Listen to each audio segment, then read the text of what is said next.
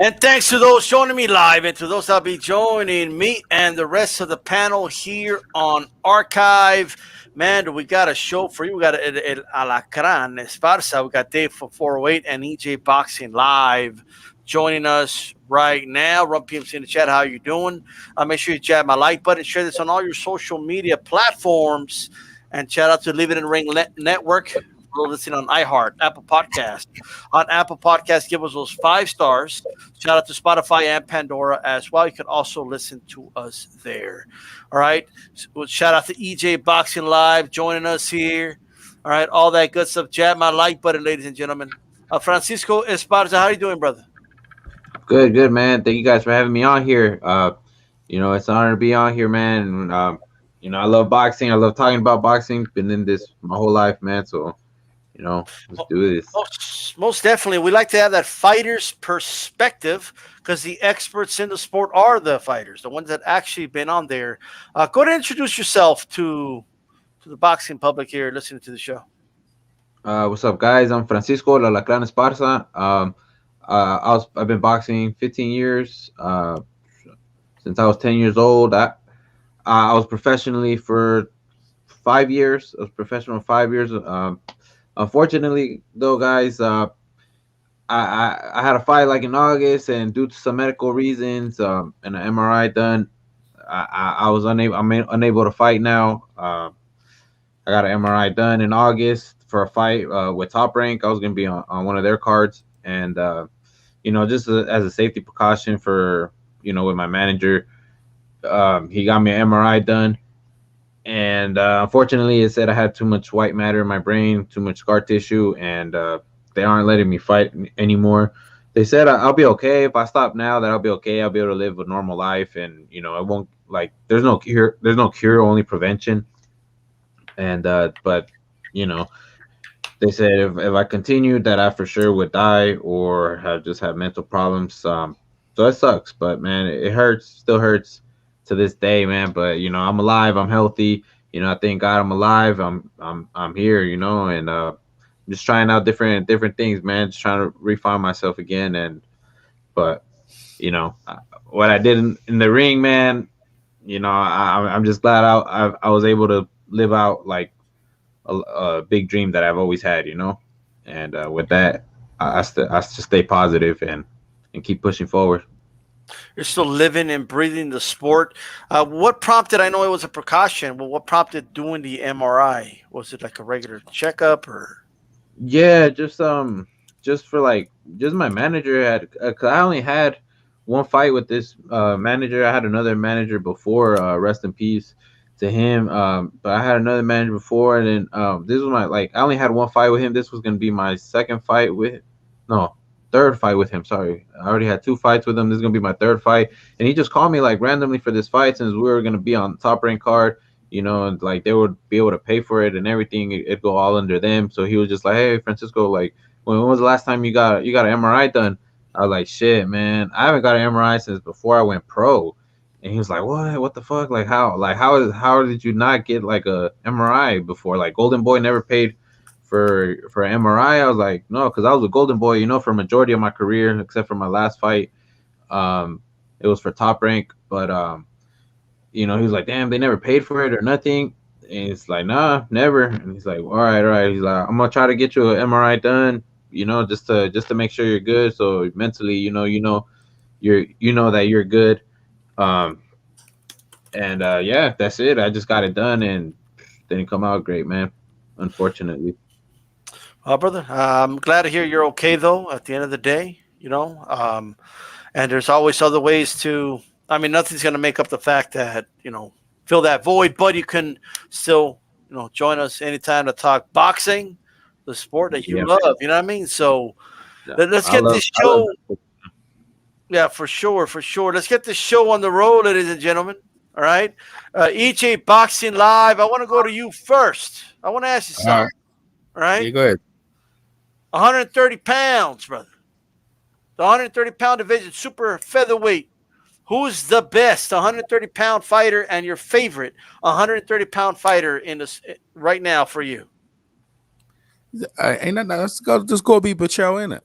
Berchelt. I think I think he's earned the right. There's a lot of guys, people been avoiding him, Berchelt, and I think it's him. I think he's done what it is. He's the guy that no one wants to face, and I think 100% that guy is the best 131 pound. Man, I'm liking EJ on the show already. You know what I mean? Like he's giving me all the right answers. You know. Hey, 408. Talk to us. Who's the best 130 pounder in the world, and who's your favorite?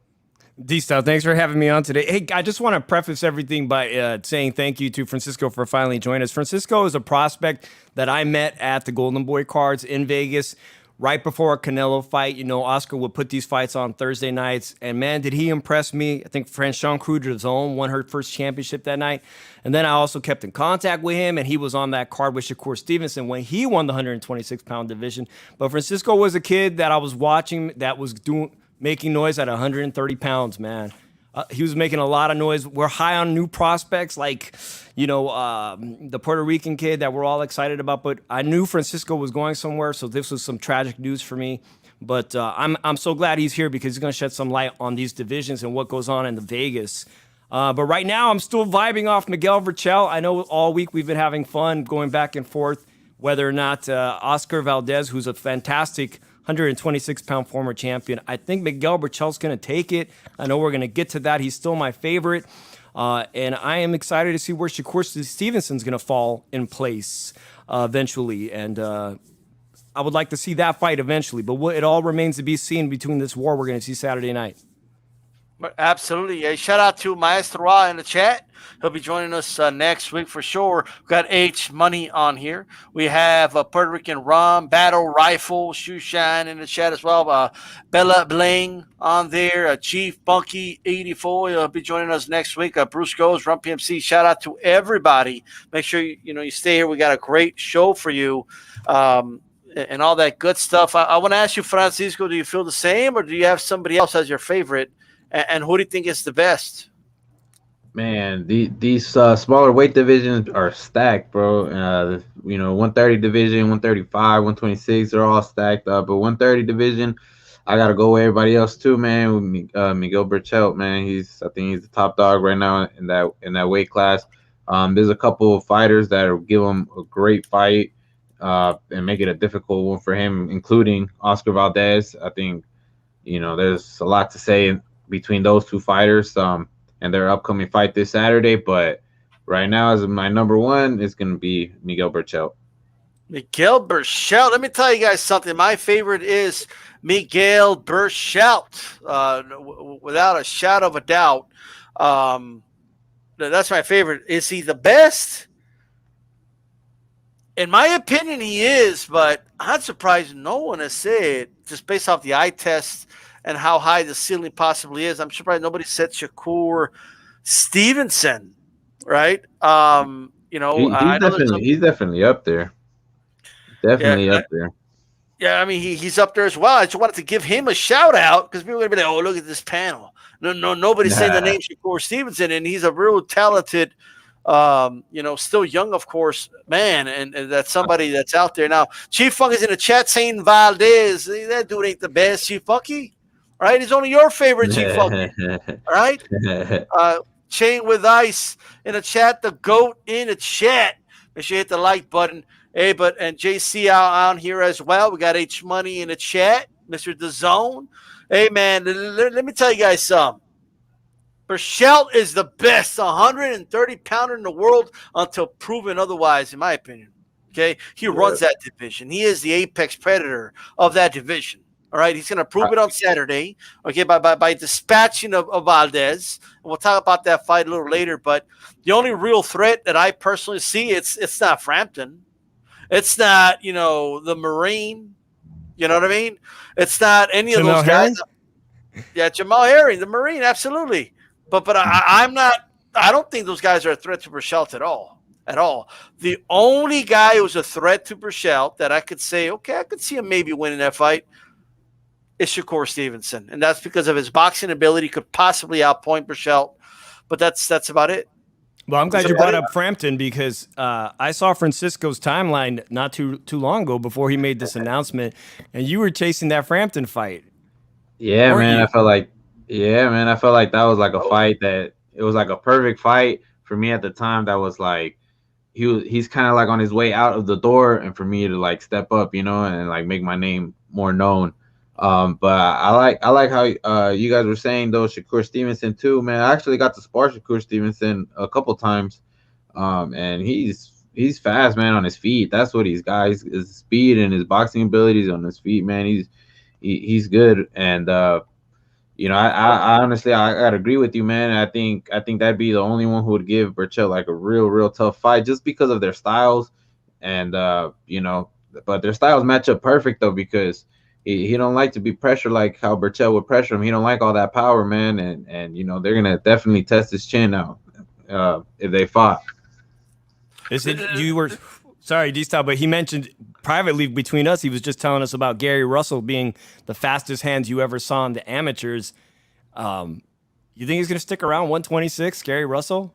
There's another guy that someday could be a you player. think he could jump to 130? Does he want to join the big boys at 130? What do you think? If he goes up there, he definitely still be a threat. I just don't like his inactivity though. The inactivity. They only fights once a year, maybe twice a year, but for the most part, it's like once a year. That's the only thing that I don't like about him. But he's definitely the fastest hands that I've ever like fought with, in the amateurs, and that was in the amateurs. So I can only imagine with 8-ounce gloves, how much of a difference it makes, because it makes a difference from the 10 ounces to 8 ounces. But yeah, definitely, man. I think he's got a chance at the 130s for sure. That means he's even faster. You know what I mean? Hey, so since you sparred Shakur, I mean, a lot of people say you don't have power, etc. Did he have some pop? Did he have some pop? When you were sparring him?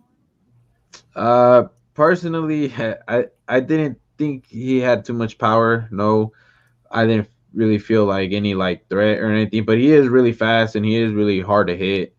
I got my shots in too. But he is hard to hit though, because he's so fast on his feet, he'll be in and out real quick. But yeah, I didn't feel no power though like that. Not to hurt me, no. Oh, okay. I'm no confident for Maybe Shaw takes him now. Shit. You know what I yeah, mean? yeah. I could see him like overwhelming people or like outboxing people for sure, but like not Okay. like especially with Berchelt, I don't see him like stopping Berchelt. No way. Gotcha. What's going on, D. Jefferson? What's up? What's up? What's up, everybody? What's good with you? What's up, What D? it do? What it do? First question. Who is the best 130-pound fighter in the world today, and who's your favorite? My favorite is Shakur Stevenson. The best, I believe, is Tank Davis. Oh, okay. Okay. Yeah. All right. I believe it's Tank Davis. And I'm gonna tell y'all something now. Anybody that knows me, no, I am far from a Tank Davis advocate. I'm not a fan of the dude. I don't support the dude. But strictly coming from boxing, I think he beats them all. I think the toughest test would be Berchelt, because of the dimension disparity. However, I think Tank will pull it off. I think he's the best guy at 135. And another thing that I'm, always is like a dedicated and focused Tank Davis is a dangerous Tank. And he's been that since before the Leo fight. I mean, he's been in the gym. He was in the gym like 3 months before they even started camp for that fight. And he stayed out in Miami so that he could stay working out, staying in the gym and not be around that foolishness. So the kid has been like, well, no, he's not a kid no more, but the dude has been literally being focused, training, you know what I mean, in the gym. And that's a dangerous Tank Davis because this kid's always had potential and talent. There was never any question with me about that. It was just more or less the way the Floyd and Ellaby was moving this dude. And I couldn't appreciate that and root for him. So I don't root for him. I'm not a Tank fan, but I do believe he's the best at 130. Okay. I definitely agree with Tank being a tough fighter, and it's kind of debatable right there though if he's campaigning at 130 or at 135. What is he staying at? And because he is a top dog at 130. But just since he started moving to 135, it's like now he's in another division. Because if he fights at 130, like he could be like top at 130. But the only problem with him I see is can he stay at 130? You know, because he's always having trouble making weight, and he always gains a lot of weight, and it kills him to cut that weight. And that's the only downfall that I really do see with Tank is just the weight. You know, he blows up way too much in between camps. But see, that's the thing. That's the thing, and that's the difference that I was just explaining there. His normal regiment was a lack of discipline. He was in the club playing around with Adrien Broner, but that's why I pointed out, like 3 months prior to the camp that even started with Leo Santa Cruz, he had already started to turn around his habit. So when you turn around the habits, we know what we're accustomed to seeing from him, but we didn't see that leading into the Leo Santa Cruz fight. We're not seeing that after he got out of the Leo Santa Cruz fight. He just got injured in the gym, which means he's still training, right? So we're seeing a different habit for him here. So we got to kind of lean on that he's keeping in shape, right? Yeah, no, definitely. I mean, I hope he could stay. He keeps it up, man, because like you said, he couldn't be a top dog if he stays in shape. Because like you said, a in shape Tank Davis is a tough Tank Davis. But you know, we'll see. Only time will tell on that one if he stays disciplined or not. Great points. Hey, EJ, you know, did that name, you know, catch your mind? You're still sticking with Berchelt? You're not convinced that Tank's the best, EJ? What's going on? Nah, man, Tank's not disciplined enough, man. I can't really go with Tank, man. When he came over to England, I met him. Ellie Setback was here. Everyone was over here, and you know, Mayweather came over. That's the first time I met Mayweather, and like, you know, we was looking forward to the fight, and he made it to the weigh-in, and everyone was like, "Yo, man, he took 3 times to make the weight." I believe that, yeah, and that was then, like, and since then that was that when in the UK, and then he vacated his belt, then got it back, and then missed weight again. So I'm agreeing with you, he's disciplined. But the thing is, if you're rolling with Floyd Mayweather and you're eating steak and potatoes every day, then where's your hunger coming from, man? Where is, you know what I mean? You feel like you made it already. So my whole thing is that with Tank, it's like he don't need to box right now. You know what I mean? He's got enough money. He's only 5'3", 5'4". How much money do you need to feed that little belly of yours? You know what I mean? He's Tank. He's Tank for a reason. So I'm just like, I like Tank. I think he's fighting more pick'em and showman fights, you know. But eventually, you know, your lack of discipline is gonna come a cropper. And as you go up the weights, it's gonna be a struggle. So when I think about Tank, I only give it to these guys dedicated. They don't mess around with the weight. They stay hungry like Berchelt. You know what I mean? Saying so, I'm gonna go with him and say like he's still the best, and I'm gonna keep him there because he's consistently fighting, and guys are avoiding him. So that's the guy I'm going with. You know what I mean? When it comes to boxing, I don't play around my boxing. You know what I mean? I like guys being professionals, making the weight, and you know what I mean, and doing what pros are supposed to be doing. And for me, Tank ain't doing that.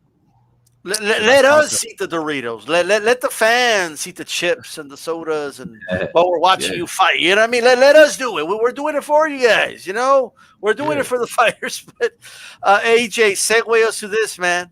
So with that said, by the way, man, H-Man is saying Tank's ducking all that work. Okay, that's what he's saying. You know, so hey, I can't argue too much with that. But segue us to this, EJ. Who is a dark horse in the division? Who's being overlooked at 130 pounds? Yo, that's a good question. You know, I'm gonna have to think about that one. That's a good question. I mean, okay. You know what? The dark horse. You know what I mean? People talk about Shakur Stevenson, but man, I call him Crybaby Stevenson. I know it's a bit disrespectful, but like I call it kind of like because of the Olympics, the way he was crying and stuff. But I still like him. He's very talented, and I agree with my man when he said about power. I already kind of figured out already. You know what I mean? He's talented because of the Olympics and that. But you know, if you're talking about the dark horse in the division, I mean, Jojo Diaz. I don't think he's even in the division. He's at himself out of the division as well. And like I said, it's very hard to stay disciplined when you're making money and this, that, the other. And these guys a little guy. Maybe Chris Corbin. I'll go with Chris Corbin right now and say he might be a dark horse. He's hungry. He ain't got that much knockouts, but he's a very slick boxer and he can hit now. So I'd have to go with Chris Corbin. I'll go with him, the one with the pink hair. I'll go with him. He's stylistically, he's one of them guys that you think, man, look, all I got to get close to working the body, and he might surprise you. So because he can switch, he's got decent power. So I'd have to go with him. That's actually a really, really good name, man. Mhm. Without a shadow of a doubt. Let's go to 408. Talk to us, man. Who's a dark horse of 130 pounds? These are always the hardest questions you ask us, man. But I'm glad EJ is here because I was thinking of that fighter. The last time Shakur Stevenson fought, he got a lot of backlash on social media. And meanwhile, Chris Colbert stole the show on the very same night on Showtime. Yeah, I like what I see from Colbert. He's much, much more exciting and entertaining as a professional fighter. You know, Shakur does everything so special, but sometimes he can stink up the joint and bore us. I mean, on that night, I saw Francisco here fight last. Shakur Stevenson beat that young Mexican fighter. I can't even remember his name. What was his name, Francisco? Gonzalez.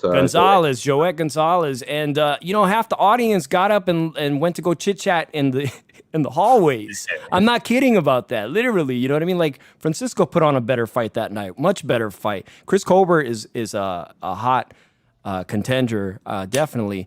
Shout out to G Funky though, because he brought up this guy Xavier Martinez from Sacramento, who's a TMT fighter. And I was thinking, since we got Francisco out here, Francisco, can you shed some knowledge on TMT, the gym, and all the hot sparring? I mean, I'm sure you were dragged in there once or twice, right? Yeah. TMT's. The sparring there is legendary, right? Yeah. I mean, they always got a bunch of work there. You know what I mean? So, I mean, I've gone to the gym a couple times to go spar. There's not too many people in my weight class there, so that's why I didn't go too often. But I definitely got some good work in there every time I would go. With whoever was there, to be honest. There was a couple fighters there that were pro, but I don't really remember their names because they weren't like up there or nothing like that. But I forgot what their name is. I don't even know if they're still fighting anymore. But there's always work for sure. But it's a good gym. It's a good gym. There's always a lot of people and a lot of different coaches there. So it's a good gym to train at. It talk to us, bro. Tell us, who is a dark horse of 130 pounds? Who are people overlooking? Man, I think probably Shakur Stevenson. I know, a lot of people don't like him like for the same reason like you said. I think his first fight actually at 130 though was actually pretty exciting, man. Like, because I think he like stayed in the pocket more, than most fights, and so I would have to go with Shakur Stevenson. Okay, all right. It talk to us, speaks your mind, sports talk. D. Jefferson, who's a dark horse? Hey man, Chris Colbert is a hot ticket right now. I guess because I thought Chris Colbert too. All right. Yeah, Chris Colbert is definitely. I like him. Okay. All right. I mean, look, this is a tough division. I'm still going to say Jojo Diaz. I know he missed weight. I don't know if he's going to still fight at this division. You know what I mean? But I got to say, Jojo is still the dark horse of the division. You know what I mean? I think, I'm just saying, I know he didn't make weight, EJ, right? But I think he's still a guy to look out for in the division, personally. I think he'll come back next time, and I think he'll make weight next time. I think it was just with everything going on and the layoff and all that good stuff. Why are you shaking your head at me, EJ? What's going on? No, I'm just saying, like, he ain't hungry. Where's his hunger come from? The Gary Russell Jr. experience was good. He came up. He's finally, you finally done what you wanted. You got your belt, and now it's time to make your name in boxing. He's been around for a minute, and then it comes down to you eat yourself out of the weight, man. I can't.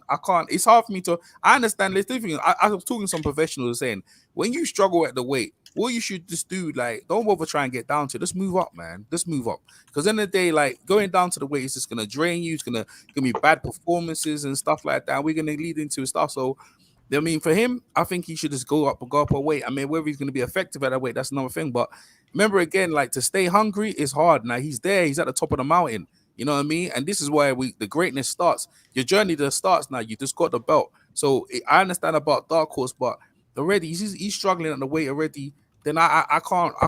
To me, he's unreliable, man. And this is a consistent theme in the modern era. Adrien Broner, Tank Davis, Joe Diaz. I can keep going on.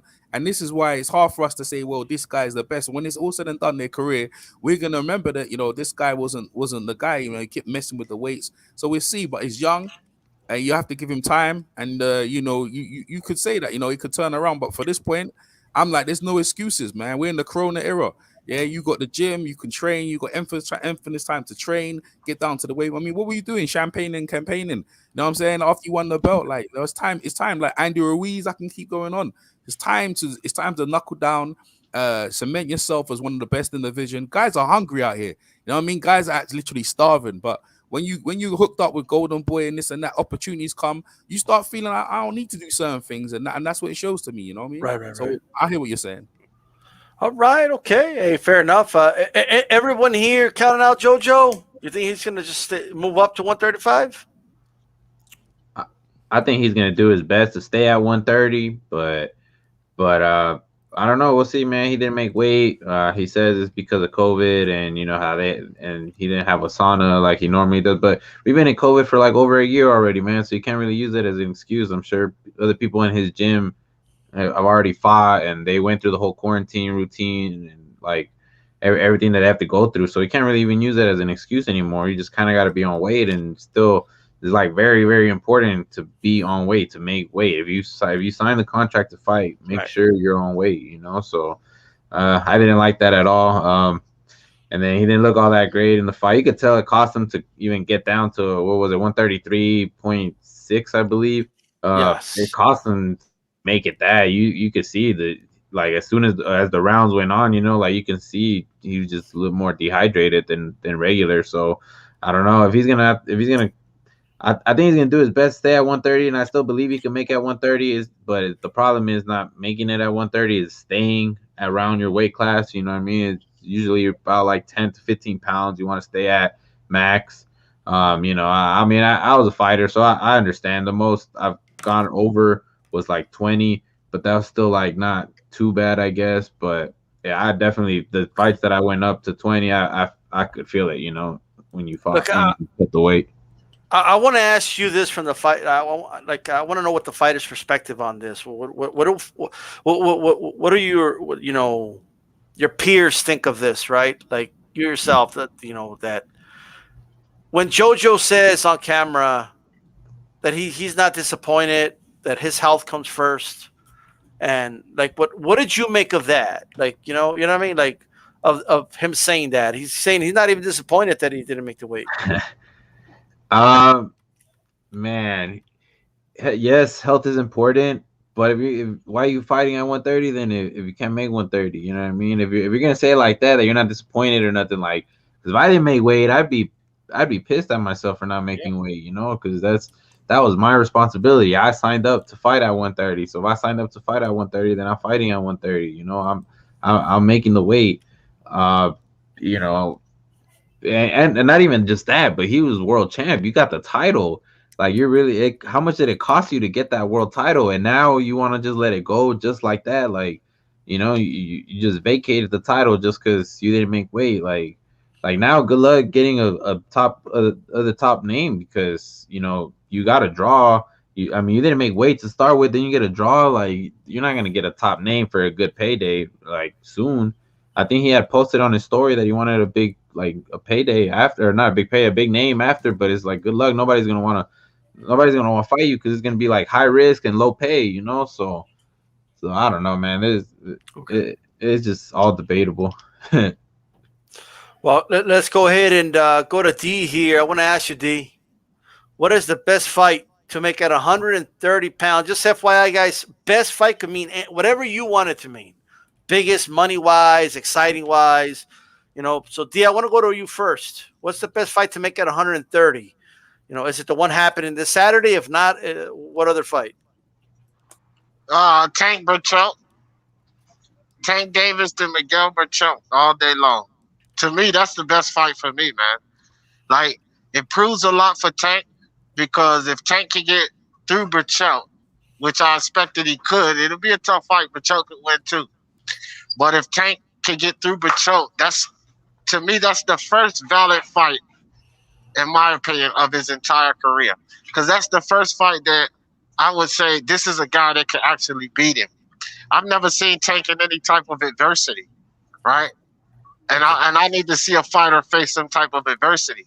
And so I think that this would be the first fight to actually validate Tank, and a great title defense as well. Okay, all right. That's a good one, actually. Francisco, talk to us. Man, I think the best one they could make is the one happening this weekend, man. This is gonna be, we haven't seen like two Mexicans just brawl out, man, and we know that the Mexican fighters we're dogs, man. So we're gonna come into fight. So I think that's gonna be the most exciting. But I definitely agree though too with Tank and Berchelt. That would be a war, man. And I like both of those. Absolutely. EJ, best fighter 130. Yeah, man. You know the thing when I was thinking about money fights, but I ain't no promoter, man. I'm thinking the fight that people will get their money's worth ain't some in it. So, you know what I'm saying? I have to go with Berchelt, and I'd have to go with Jojo Diaz. I know I say he can't make weight, but if he can make that weight and they can get it on, I'd love to see that. You know what you're getting. There ain't no one taking no back step, no quarter arcs, no quarter given. That's what you out of them fights there. That's like what's his name again? What's it? Rafael Marquez versus Israel Vasquez type of thing. You know what I mean? That type of fight. So yeah, I'd want to see that type of fight. Yeah, them two just go mano a mano. It's for real. Yeah, that would be good. I would agree. 408. Well, I really like that fight that you guys brought up, Tank versus Berchelt. But another one that I wouldn't mind seeing is Tank versus Shakur Stevenson. I think that might be fire because Top Rank has invested so much into Shakur. But I also want to piggyback on what Francisco was saying about how he felt as a fighter disrespected that Jojo Diaz didn't make weight. The first thing I thought about when Jojo Diaz didn't make weight is the stigma that Mexican-American fighters have. We got a history of David Benavidez losing his title on the scale. We have Jojo losing his title on the scale.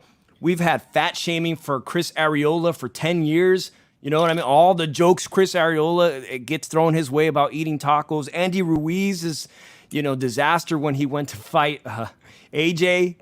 I mean, it does a real disservice to Mexican-American fighters when you don't make weight. It's like it keeps going and going. We've got this stigma attached to us that maybe we don't take it as serious as other people. So I didn't think it was a good look on Jojo. I'm still very disappointed, and I thought Rakimov probably could have taken that fight had he had better endurance. So shout out to Andre Rodriguez, the GOAT, and all you guys, man. A lot of great propositions there for sure. I was just saying, you know what? I didn't even think about the fact that Loma could still make 130, and I think he can, Oh, yeah. And I agree I'm going to steal the one that I saw in the chat for sure. All right? I'm going to steal it from you, the GOAT. Okay? I'm going to steal it. Loma versus Tank. I think that's a fight that I always wanted to watch. I think that's a very interesting fight, and they can make it a 130. My God, would that be a big event, and a really good, exciting fight too. Another one is definitely Loma against Berchelt, because Berchelt's going to bring it. You're going to have a lot of people saying, "Oh, I don't know, Loma. Remember the Salido fight? I don't know if we could put up with that type of style and with that power of Berchelt."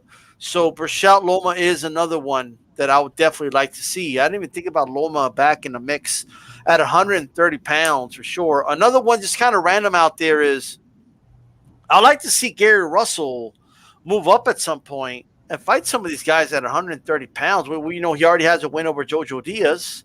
So I don't know about that, but, imagine a Gary Russell, against a Shakur Stevenson. That's probably for the purist. You know what I mean? That's probably not like – it's probably one for the purists and stuff like that, but – hey, all right. Look at EJ, man. Have you heard the song "The Bamba," EJ? The Bamba. Yo no soy marinero, soy capitán, soy capitán. He's got the captain hat over here. You know what I mean? Yeah. I got the idea. Yeah, I got the idea from Cassius Green. If you remember Cassius Green, he used to be in the corner of Floyd Mayweather and all the great fights back in like the early 2000s. So shout out to him. So each time you see me, I'll be wearing like a different hat representing certain fighters. Like Hector Camacho, I might wear, you know, the army hat or something like that. So I thought when I come on camera, which is rare, I thought I represent a certain fighter. Yeah, definitely. I get that. Loma beats Tank, says G Funky. Andre says Loma versus Tank, unpredicted. Loma with technique. Tank with that split of a second super fight. Absolutely. Jose Yepes, welcome. And I like Gary Russell Jr. says Tracy Boxer Girl. Yeah, man. A lot of great action that we could see there. With that said, all right. With that said, what about Gary Russell against Loma in a rematch at 130? But anybody for that or not? Nah, bro. Nah. Nah. All right. Fair enough. I think Loma beats him again. Loma Okay. beats him again, especially since he already competed with guys that hit harder than Russell. You know, I think Russell in those brittle hands, he a bit more past it than and Loma ain't even past it. Gary Russell, I think he on the decline. He got to be on the decline. He ain't in the ring enough, man. Oh shit! All right. Well, we will see it. Let's talk about Adrien Broner, guys. Adrien Broner. The fight is now 147 pounds. Forward, talk to us. What's going on here? I'm not surprised, but I am. Did we not see this coming? Did we not see this coming? He's Lord knows what discipline he has in Miami, and Miami's got great food, right? I mean, as soon as he left the gym, I'm sure he was doing some Cubano sandwiches or something, you know. If that's what he feels comfortable at, he should have made the contract at 147 and fought a legitimate welterweight. You know, here he was fishing for right up to this fight. He was fishing for an opponent, an easy mark. So it's not surprising at all, and I think. I'm not too sure what the ratings are going to be over at Showtime with this epic showdown on ESPN this Saturday. He's probably going to generate some viewership because even casual fans enjoy watching Adrien Broner. He's like a train wreck. It's enjoyable to watch what's going on the side of the road, right? Mm-hmm. But it's going to pale in comparison to the showdown on Saturday between these two Mexican warriors. Okay, all right. Talk to us, EJ. Talk to us. What's going on with Adrien Broner? They moved the fight. They moved the weight class. Yeah, man. We might be watching one of the biggest upsets again this year, boy. Adrien Broner playing around, man. I'm serious, man. He been off so long, and this kid's young. He's from Puerto Rico. They're the same age, but you know this kid's hungry, and I always like these sort of opportunities, and this is where you make history. You know what I mean? Buster Douglas, Mike Tyson, these sort of things. So, in my opinion, Adrien Broner might run into an iceberg, so to speak. And the Titanic might be going down. I think Adrien Broner, lack of discipline, lack of respect. The only reason he's coming in this thing, I swear we saw him the other day in the court case, right? And the judge says, "Where's the money?" And he was making all the excuses. And now we've got this fight. That's the reason why he's fighting. You know what I mean? He's fighting because he needs the money. That's a bad reason. Back in the days, and not even back in the days, right now, guys fight because they love the sport. They want to be around the sport. You know what I mean? They don't play around. They don't play around with all these jumping up a weights and this, that, the other, chasing the bag. So when you start doing that, that's the wrong reason to be in the sport. You start thinking about how much money I'm gonna get, this, that, the other. So I think Adrien Broner's discipline went a long time ago. Yeah, people watch him. It's like car electricity TV. And are we waiting to see Adrien Broner pull off anything? He's been against some good opponents. Sometimes he wins, sometimes he loses. But the layoff thing is hard, man. From them lower weights, your timing, your reflex, and this guy's not going to be there. He ain't going to be running around. I've been checking him out. He goes in. He's going to try and knock Adrien Broner out. Adrien Broner's power is so at this weight class. So I think Adrien Broner going to lose. I think he's going to lose, and that's the way I see it. I mean, there's not after this. I don't see where you go. I mean, if you're one of the up and coming guys, then you want to get Broner to have him on your name. But Broner's done, man. Like I like Broner. I liked him at lightweight. Super feather he won, but at lightweight, if he stayed there, I thought he could do something, but jumped up to 147, and we know about the Maradona. And really and truly, it would have been good if he had that rematch. It would have been good for his confidence, but it never happened. And since then, it's nothing's really happening. So I like Adrien Broner. He's very entertaining, but entertaining ain't what it's about. This is about it's a young man's sport. People need to stay hungry, and I'm gonna give it to the Puerto Rican guy. I think Adrien Broner gonna lose this weekend. Okay, all right. Talk to us, Francisco. Talk to us. Man. What's going on with Broner? Broner, man. Every time I want to give him the benefit of the doubt, man, and every time it kind of disappoints me. And I really wanted to see him at 140. I think he can still like be a top dog at 140, at 147. He hasn't looked too good in all the big fights. He looked in shape. He looks like he's been training. He's been working out. I thought he was gonna make 140 just because he's been working out, and it looks like he's been taking it serious. He stopped, partying. He stopped drinking. Supposedly he's sober. Um, the thing though that people have to realize though too is he's just when fighters like live that kind of a certain lifestyle, they have to live a certain lifestyle. But when they live like Adrien Broner did, and like Tank Davis and everybody like those guys, it affects your body still. Like throughout the years, you're getting older and older, and all the alcohol and any other drugs they've put in their system, the type of way you lived, it'll catch up to you, and we always see it in the ring. You're always able to see it in the ring, the amount of work you put in. You start swelling up quicker. You can't take shots like you used to. Man, I don't know. I want to see Adrien Broner do good, because at one point I remember when he just came out and he was starting to make his name. I thought he was gonna be one of the top dogs to watch out for, and like in his division. I think he started at 135, if I'm correct. Man, I thought he was gonna be the top dog at 135 and 140, and I mean he was up there, and then he got all the fame, he got all the money, and it just crashed down. I think he wins this fight still, though. But if he fights any of the top names at 147, I don't see it too good for him. Okay. Hey, talk to me, D. Jefferson. I mean, it's now 140 pounds. His opponent, Santiago, is a 140 pounder. Do you see an upset brewing here, or what, D? If Adrien Broner let his hands go, like, right, we always hear that dumb shit. Look, man, I can't put any stock in Adrien Broner, man. Like, I'm kind of with EJ on this. What is he fighting for, man? Like, no hunger. He just fighting for money, bro. I can't put faith in a boxer that's just fighting for money, bro. Like, and he's never, like, he has a history of not being disciplined, whether it's inside or outside of the ring. So the lack of discipline, the fact that you fighting, it's like when you go to gamble, right? You never go to the casino to gamble on money you need to pay your bills with, right? That's not smart to do that. He just fighting because he need money, bro. That's not really, that's not the reason to fight. We always see fighters get beat up when they fight just for money. Like, no, I can't put any faith in the Broner in that. I don't really know who wins, but I can't. Broner could come in there and do what we've seen him do before. He could come in there and get beat up, but I really have no thoughts. I'm not even gonna watch the fight, to tell you the truth. Man. Well, I mean, I'm gonna be watching Berchelt-Valdez card. That's number one. So I'm gonna be watching it on DVR myself. But guys, I gotta tell you something here, okay? First of all, I don't know if anybody knows this or not. I haven't looked that deep into it. I don't know if Giovanni Santiago got extra money for this, because he's been preparing for a 140-pound fight. And it's being told like a couple days before Saturday, 147. So that changes everything. You know what I mean? So this is kind of crazy. So that's one thing I want to know. All right.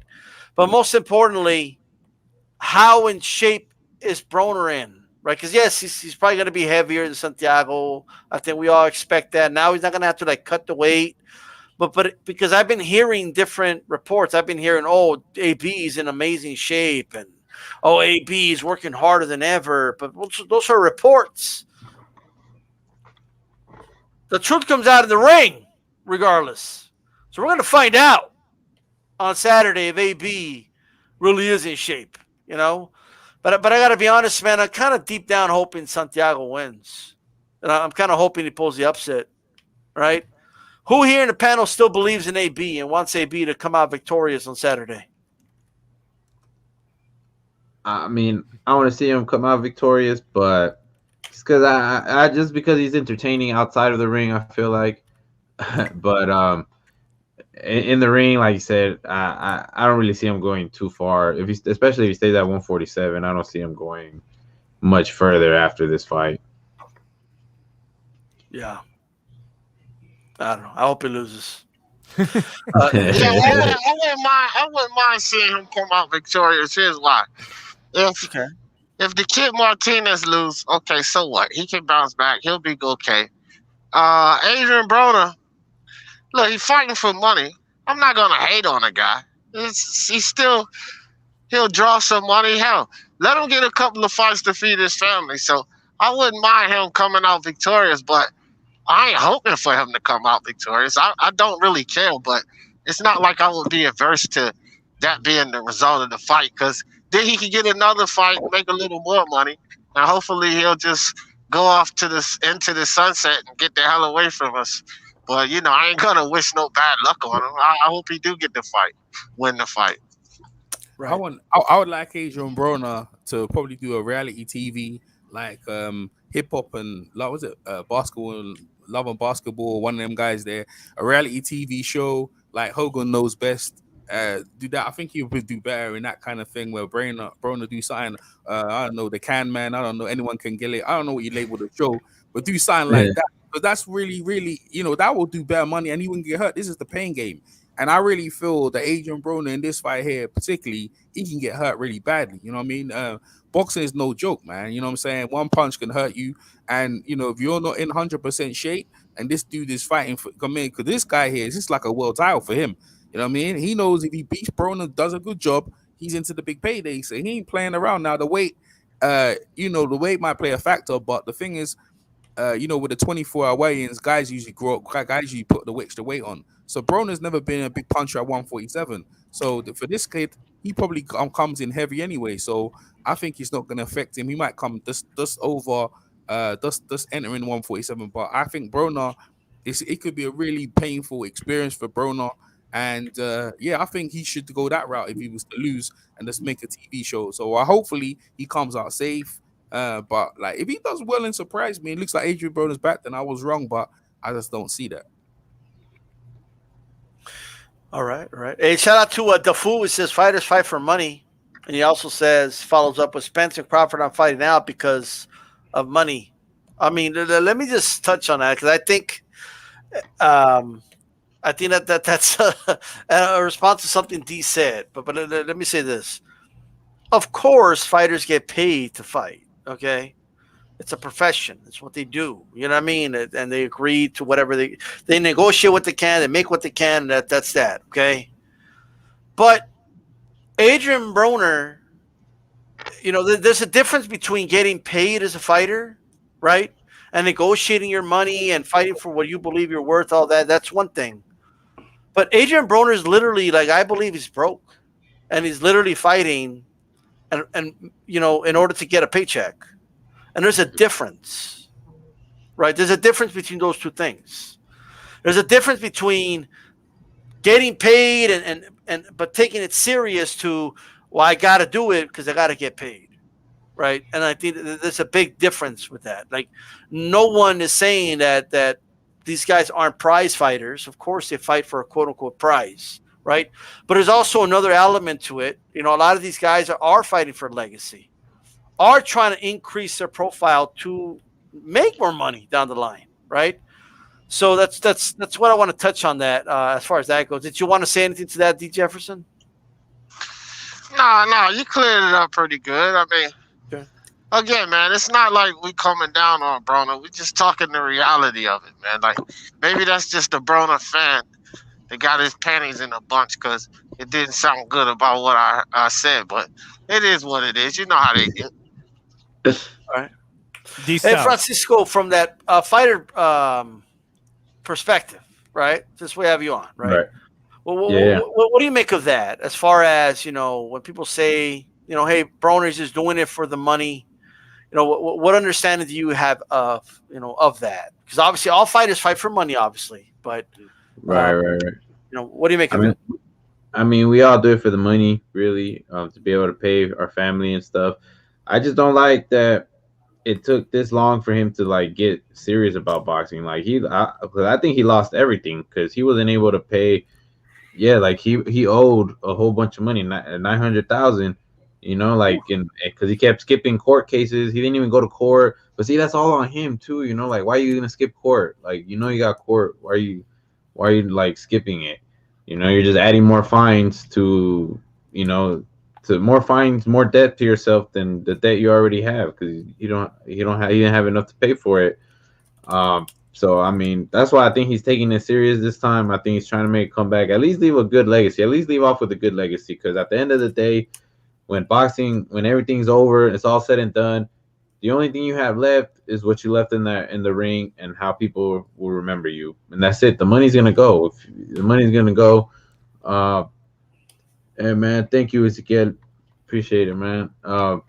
But man, you know, at the end of the day, all you got is your legacy and what you did in that ring and what people remember you by. And so I hope he's trying to at least leave off a good legacy, man. I hope he takes it 100% serious and he keeps continuing and he stays sober and he pays his bail or whatever he has to pay, his fees for that.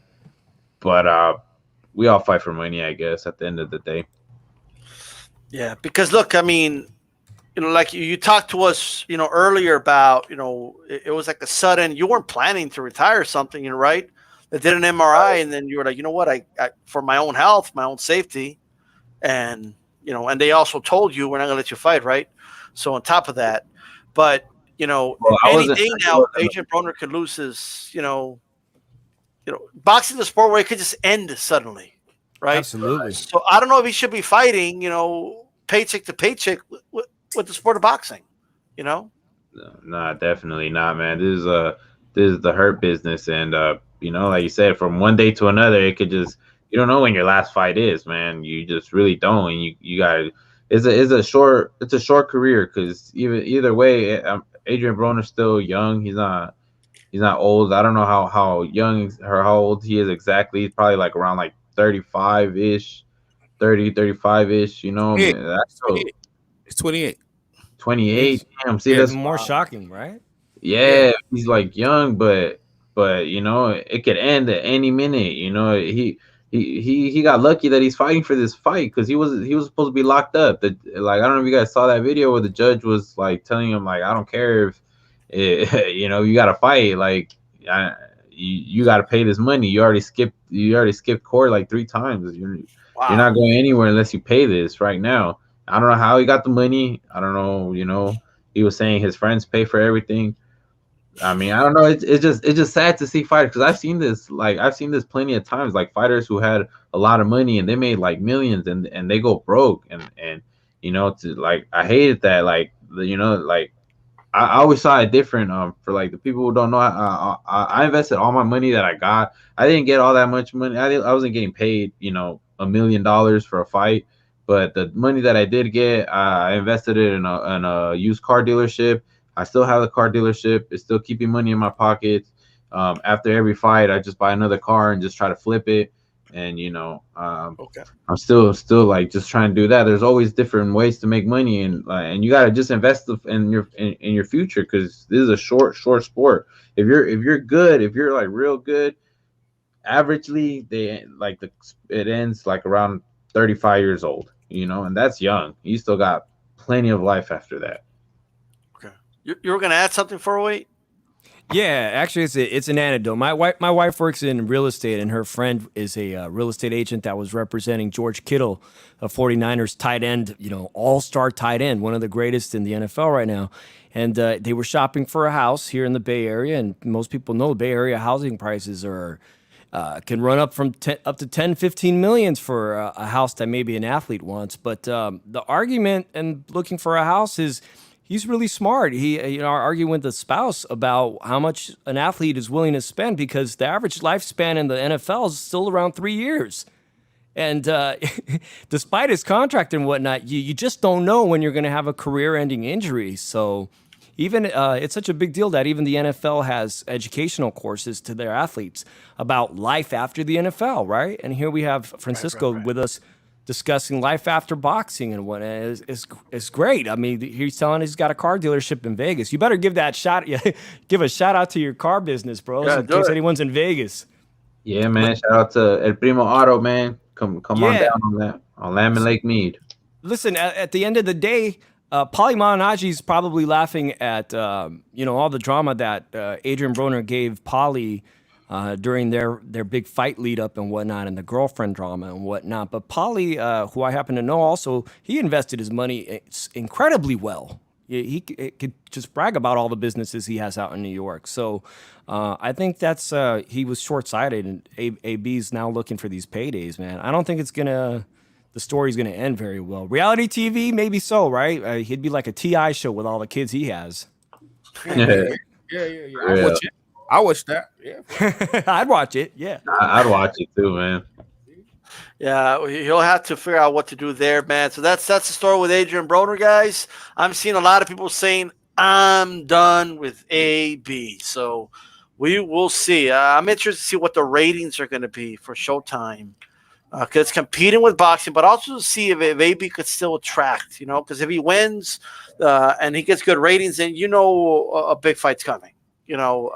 So love it or hate it, he'll get a big fight. You know what I mean? But a lot of these top names at 140 aren't going to put up with these last second, moving of the weight. I saw Comey last minute wanted 1 more pound, and apparently his opponent didn't get, any compensation for that. But, if you're going to fight a Ramirez, a Tate, or something like that, they're not going to put up with this last second, it's 147 now. Like, nah. It ain't going to work that way. So that is that. Shout out to I Buy Houses on here. How's it going? Okay. I've got some new people here. Shout out to you guys. I just want to go around and ask you guys a quick question. Try to think about it a little bit. Okay. Just for a little bit. Right. I want to go to you first, 408. What division do you believe will be the first division to have an undisputed champion this year, if any? Oh, this year? Well, I'm hoping it's going to be at 140 between Taylor and Ramirez. Taylor Ramirez, okay. Yeah, I'm hoping that's it at 140. Shout out to Fanon International Boxing. It's a support to a great channel. Definitely appreciate the support. Shout out to you. All right. Okay, 140. So you think it's going to come first? Because keep in mind, there's some other divisions that aren't that far away from undisputed, like heavyweight. Yeah, heavyweight too is. I mean, that has tremendous potential to happen this year. I mean, either the heavyweight fight will dwarf the numbers that the 140 showdown will do, because that's a showdown that the real boxing purist fans are looking forward to. But that heavyweight fan is just global, right? Right. Well, we'll see. Who do you think is going to win the race, Francisco, to undisputed this year? I would say at the 135 division, man, because I already see Teofimo and Devin Haney, saying a lot of words to each other, and even Eddie Hearns got in the mix a couple times and talking to Teofimo. I mean, and we're seeing Teofimo's having problems with Bob Arum. I don't know, that fight could come closer than we think. So I would say that fight. Okay. All right. D. Jefferson, talk to us. Who's going to win the race for undisputed this year? Yeah, I gotta go with Josh and Ramirez. Aren't they scheduled to fight in April or something like that? Is it that soon? It was May, and then it got pushed because Canelo did secure May 8th, and I think they're it going to got move pushed back. It might not be as far back as April, but I know that Bob Arum decided to change the date because of what 408 said. I thought it was April, like April 7th or some shit. Like maybe I'm a little off, but I mean not April. No wait, yeah, May. It was in May. May 27th. May 27th. Yeah, that's what it was. It was May 27th. Got pushed back to May 27th. So shout out to Yepis with the fact check there. Yeah, this stuff, Jose. Well, I think that that should be probably, because I'm not sure that they could make Castaño and Jamel that soon. They could if they wanted to, but I think it's between Josh Taylor and Ramirez. I would head there, or maybe Castaño and Jamel Charlo. Okay, all right. So that one's a front runner. I just have a feeling that Josh Taylor's going to punk out. That's what I think. I think all of a sudden, I couldn't make the weight. I hurt my hand. We're going to have to wait a little bit. I'm not ready for the Ramirez smoke. I just got that feeling. But EJ, talk to me, man. Are you going with that one, or you think another fight's going to be undisputed before all the others? Well, the thing is, that one right there, 140's already got a date. The others ain't got no date, so you have to go with that one. I know, obviously, us in the UK, we want the Tyson Fury and the Joshua fight. With the documentary was come out on the gangster and MTK and the gangster Daniel Kinahan, and the stuff was going on through there. It seems like in the UK it's put a halt because a lot of the corporate sponsors maybe don't want to get involved in that. They thought that Daniel Kinahan wasn't involved, but now we find that he is involved. Byron McGuigan has come out and said that he stole Josh Taylor and he stole Carl Frampton. So that's kind of put a garbage on that fight, and Fury's with MTK. So that fight right now, all I know is it's stalled and like nothing's going on. That's the one we want to see, but obviously has to be 140. They've got a date, May the 27th. So yeah, that's the fight. If any, if you're talking about undisputed, that's the first one. Is it the greatest one? Maybe, but it might be. It might be, but I don't think Josh Taylor's gonna pull out. I mean, he has to. I don't think Josh Taylor's gonna win personally because all these fights have been in Scotland. But I think that's the first one. I think that's it. That should be a good fight. The winner is undisputed, and see what they do. They're gonna move up. They're gonna defend the belt. I don't know, but yeah, if any, that's the one. Okay. All right. I mean, I hope that's the one. You know what I want to see? And I don't know how many people in the chat have seen this or in the panel, but if you go back and you watch, which was a historic fight, Mexico versus Puerto Rico, Salvador Sanchez against Wilfredo Gomez. You see, before the fight, because y'all go back and watch it, right? But you ding, and you watch the fight. No, that's not the way to watch that fight. You're doing it wrong. I'm sorry to tell you guys, like, what? Like, what? No, you're doing it wrong. You got to watch it from the start, from the entrances, okay? Because the mariachis and the salsa bands come out, right? And have a battle of the bands in the ring. If you haven't watched it that way, you're not watching it right. I'm just telling you, you're doing it wrong, okay? I'm just letting you guys know right now. Watch the battle of the bands. The mariachi bands and the salsa bands go hard. I want to see the pipe bands. I want to see the pipe band go at it with the mariachis before the damn fight starts, right? I want the pipe bands out there with their skirts. I'm sorry, kilts. Okay, I'm sorry, kilts. I want to see you guys out there, and then I want you to go head to head with the mariachis. They'll come out representing Jose Ramirez. We'll even have 408 singing for the mariachi band. You know, mariachi and salsa bands have just one instrument in common. It's the trumpet. Yeah, it's one of my favorite instruments to listen to. Well, that's right, and that's right. London left. Salvador Sanchez was amazing. All right, the bands were even battling since absolutely. You guys got to watch it. You guys been watching it wrong this whole time. You got to watch it with the bands, and then you watch the fight go down. Okay, that's the way to do it. All right, at the end of the day. All right, and that's what I want to see for this fight. People talk about that. Let's get the word out to Top Rank, and that's the way to do it. Imagine live on ESPN, a battle of the bands like that. I'm for it. It's hot. I'm all for it, man. I'm all for it. All right, no doubt about that. Okay, so with that said, now all roads just do lead to Mario Barrios. Though, is it really undisputed? Because Mario Barrios got that regular belt. Like, is it really undisputed though? What do you guys think? Mario Barrios, he's the regular champ. He's a WBA regular champion. Yeah, he's at PBC. Yeah. That's like people trolling saying all roads lead to Raleigh at 135.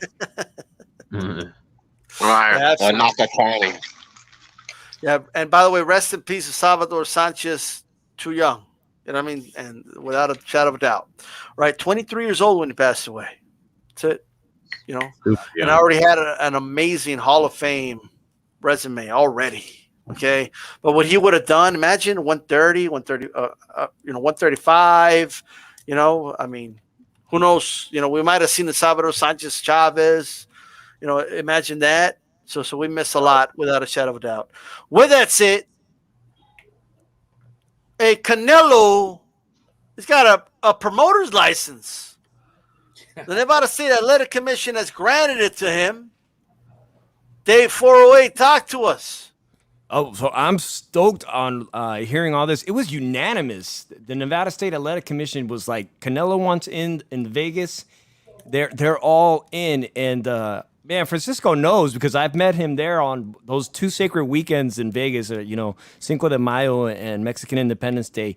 The boost to the economy that those 2 weekends bring to Las Vegas and hotel tourism, and I mean just everyone who drives in from California, and you get all the people from Mexico who are fortunate enough to be rich enough to get seats to a Canelo fight. I mean, it's an amazing thing to be there. So what I'm reading is that it's very possible that Governor Sisolak will loosen the coronavirus restrictions for live audiences in time for Canelo to actually be the first fighter to showcase at Allegiant Stadium, the brand new stadium of the Raiders. Which, I mean, it'd be an amazing feat, to have it this close in May. And if not, it's very likely with the vaccines rolling out that we'll be looking at his first fight in September, which would be probably against Caleb Plant from Las Vegas. Another great potential fight, right?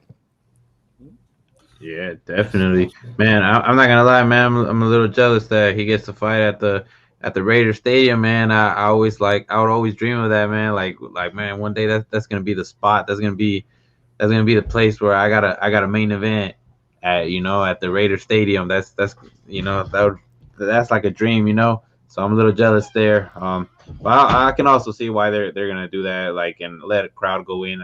It's huge, man. Like, if you guys have seen any football stadium, the stadiums are huge, and they can spread out some seats and stuff like that. Plus, Vegas is one of the most hit economy wise places, just because we live off of tourism, and for a while there was there's nothing. It was dead, and it's barely starting to pick up again. So I could see why they would just be desperately to have Canelo there, because the events get wild. Yeah, for sure. Hey, D. Jefferson, what do you make of it, man? Boss move, right? Oh, I was on mute. My bad. Yeah, I feel you. I would say it like this, fam. I would just say it like this. Canelo Alvarez is pretty much doing, like what Floyd did. He made his name in boxing. And he's moving into the promoter side of it, and he's basically cranking up his revenue with himself. And right now, I think it's beautiful. I'm glad that they let him right in. He deserves to get a lot of this because Oscar De La Hoya, come on, man, he cost Canelo a lot, which people don't even freaking realize. They want to blame Canelo for everything, but Oscar De La Hoya made some bad decisions. And like when you hire somebody like if you hire an accountant, they screw up and you lose freaking $300,000. That's who you hired to get this done, right? And they screwed up. So I think at a certain level, Oscar screwed up. So now Canelo got the ball's in his court. It's up to him to rise or fall. At least he gets that chance. Like every one of these boxers coming out not going to get that chance. And I'll tell you guys something else too. Don't be surprised if you see certain names start going over that way, like maybe a Ruiz and a Garcia, Frank Sanchez, maybe. I don't know. The guys that Reynoso's training, maybe you see them start, because I'm pretty sure Eddie's his partner, or he has some affiliation with him, because they said that once they were leaving that Eddie was going to be working with him, Eddie Reynoso. So I don't know, man. I just think they got plans for the future. Some of these marquee names we might see slide over there to Canelo Alvarez Promotions. It wouldn't surprise me any. And he has enough name in the business to get some things done. So good luck to Canelo. I think it's a good thing. That's right. EJ, well, what do you make of it, brother? I think, what's the word? Karma. I think karma is the right word. Oscar De La Hoya, said when he left Bob Arum, said, I'm going to take over boxing. I'm going to do this and I'm going to do that. And that's exactly what he did. He got the deal of a HBO, pushed Bob Arum aside. and done his thing, and he created a monster. Now Canelo's going to do the same. Canelo's got is joined up with Eddie Hearn, and that's the reason why I was wondering why there was rumblings with the negotiations, because they looked at. I'm sure Canelo was looking at it like, "Yo, I could be earning more money." Go, Canelo, you can earn more money, man. Oscar's just taking the money. He said, "Look, man, you can leave him, do your own promotion, join up Eddie Hearn, learn from Eddie Hearn," which is probably why he's probably collaborated with him, promote some fights on the zone, get his own contract, and push Oscar De Leon aside. And it's the younger, hungrier, more affluent guy. I mean, Oscar De La Hoya for a generation, that was in the 90s, bro. Like that was, how long was that? Like 30 years ago now. Like, son, like I don't know if people sit down and watch Oscar De La Hoya. Most people remember Oscar De La Hoya is losing to Floyd, and Floyd's still current. So if you're Canelo, you're setting up things for the future. I think it's a great idea. But at least when these things kind of happen, I kind of think, do you take your eye off the ball? There's certain fights that you might go into, and where's your focus? That means you're spreading your focus onto other things. I kind of like this happen when their career's over. But at the same time, you might as well capitalize on it right now. And what D. Jefferson said is exactly right. You build a couple of fighters, your name's still big, and you can start building your brand and start doing big things. So I think in the bigger scheme of things, I think Mayweather did it, Oscar's doing it. They've done pretty well, but you're only as good as you stay current. And Canelo's very current. He's still the biggest earner in boxing right now, and I think that you strike while the iron's hot.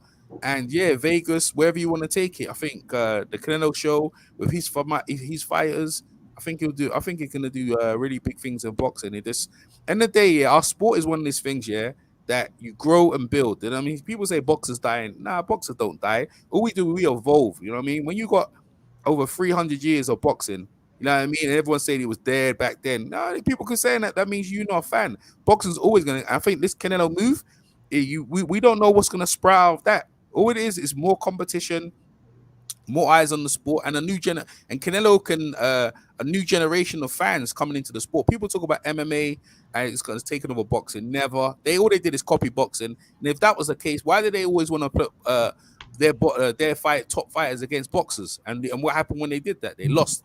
Yeah, right. So, and they talk about what they talk about. And it's kind of ghost now. But what I'm trying to say to you, when it comes down to it, I think it's good for all the new up and coming young guys or young fighters there. They got another place to go, and I think Canelo's going to do big things in boxing. So I'm happy about it. All right. Anybody want to add anything else before we go to the next topic? All right. No, go with me. What is that? Oh, no. I said good with me. Okay, gotcha. Yeah, I mean, I think it's self-explanatory, and we'll see what type of cards or what type of promotion Canelo could do. I could definitely see Canelo, doing a lot of promotions in Mexico, and now he's got a promotional license in Las Vegas, or I'm sorry, Nevada, which includes Las Vegas. But we'll see how that goes. Let's not insult the good people of Reno. Yeah, that's right. I don't think he'll do a card in any of that, but cinnamon tequila sounds good. I think Canelo could sell cinnamon tequila. You know what I mean? Compete with Fireball, and it goes with his hair. D-Style, you were asking. The only reason this fight that Canelo is having is in the Miami area is because of the shutdown, is because we have so much tighter restrictions on the West Coast. And, Texas has taken advantage of that.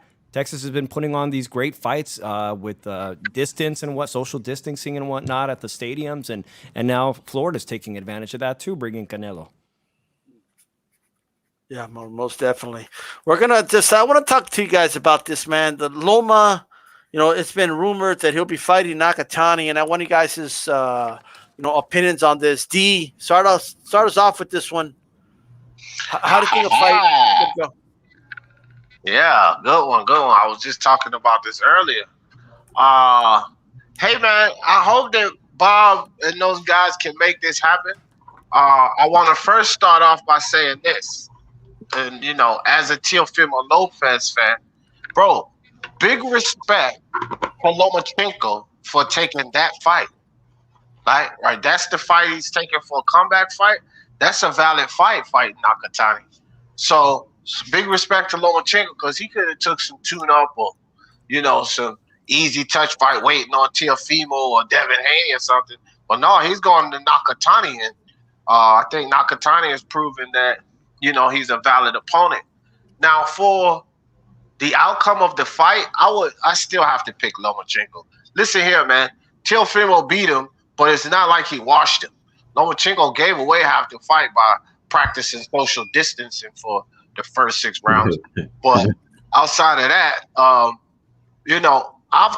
always had him number 2 after that loss to Teofimo. Like, I still had they were number 1 and 2 going in. That's how they established lineal, right? So I still feel like there was 1 and 2 coming out. It's just the first place switch. So I still feel like Lomachenko is the second best fighter in that division. So Nakatani, it's a good step-up fight for him. He just won that regular belt off of Felix Verdejo. And if he could get past Lomachenko, that would be great for him. But if Lomachenko beats up Nakatani, that gives him a little more leverage to get back to one of those titles. So I think it's great. Great. And I think that it's a close fight. I would have to edge Lomachenko because, I think he's still number 2 in the division.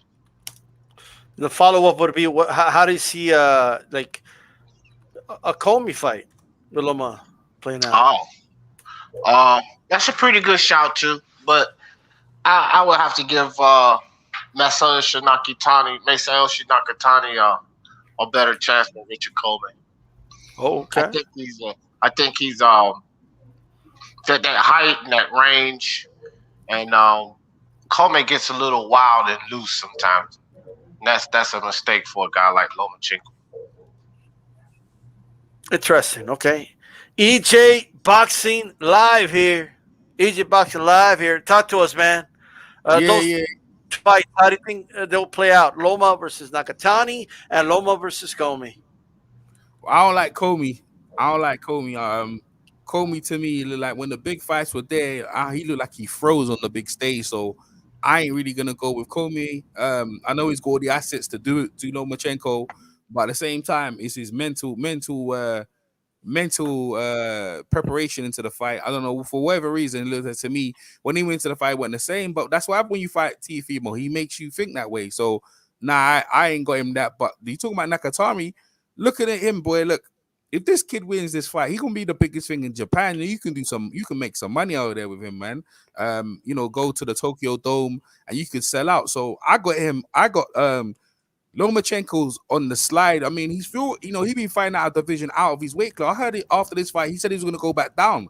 So why are you still fighting in the weight class? And Nakatani is a strong, you might remember Mummy. You know what I'm saying? He just going to keep coming and walking you down. That's not an easy fight. And for Lomachenko in his old age, Nakatani, I see Nakatani breaking his heart and beating him. I got Nakatani winning that fight. It's just on court. Look, the guy's he got thrown against Teofimo Lopez. He ain't supposed to win none of these fights, right? He went against what's his name again? What's his name again? Fidilo. Oh man, what's his name again? Verdejo. Verdejo. Yeah, man, I should know. No, Felix Verdejo. Right, when against Verdejo, he ain't supposed to win none of these fights, and I'm sure he's gonna be the underdog. But for me, I like that, bro. Like, look at the guys he's fighting. You know what I mean? And he's getting better, and he's in every one of these fights. So I like Nakatani in that fight. Lomachenko, I think if that fight goes ahead, I think they made a big mistake. And on fight night, he'll pay him. Bob Arum's like, well, boy, I gave you the fight. That's a fight. If you win, you go back up. But if you lose, I can promote the Japanese kid and do some things in Japan with him. So for me, I don't like that fight there. But I like it for the fans. I like it, but for Lomo, it's a bad matchup style, man. But we'll see. Man, y'all crazy, bro. Before I go to the next, let me tell you guys something right now. I'm going to tell you guys something right now, okay? Everybody found like, do y'all remember the ass whooping that Nakatani was getting before he got the knockout against Verdejo? Y'all remember how he was getting knocked down? He did get dropped around battered up. Dude, he was getting battered up. He was getting dropped. And then, like, okay, I get it. He gave Theo a good fight. From Theo's own dad, Theo wasn't even himself that fight. He was going through a lot of personal problems. And I only gave Nakatani 2 rounds. 2. Character building, though. Character building. What I'm saying is 2. rounds. Wow, man. He's living off of beating Theo in 2 rounds. 2. Not even 3. 2. Okay, maybe 3.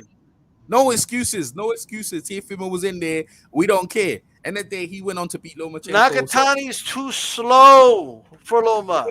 That's what they think. He's too slow. He's too one-dimensional for Loma.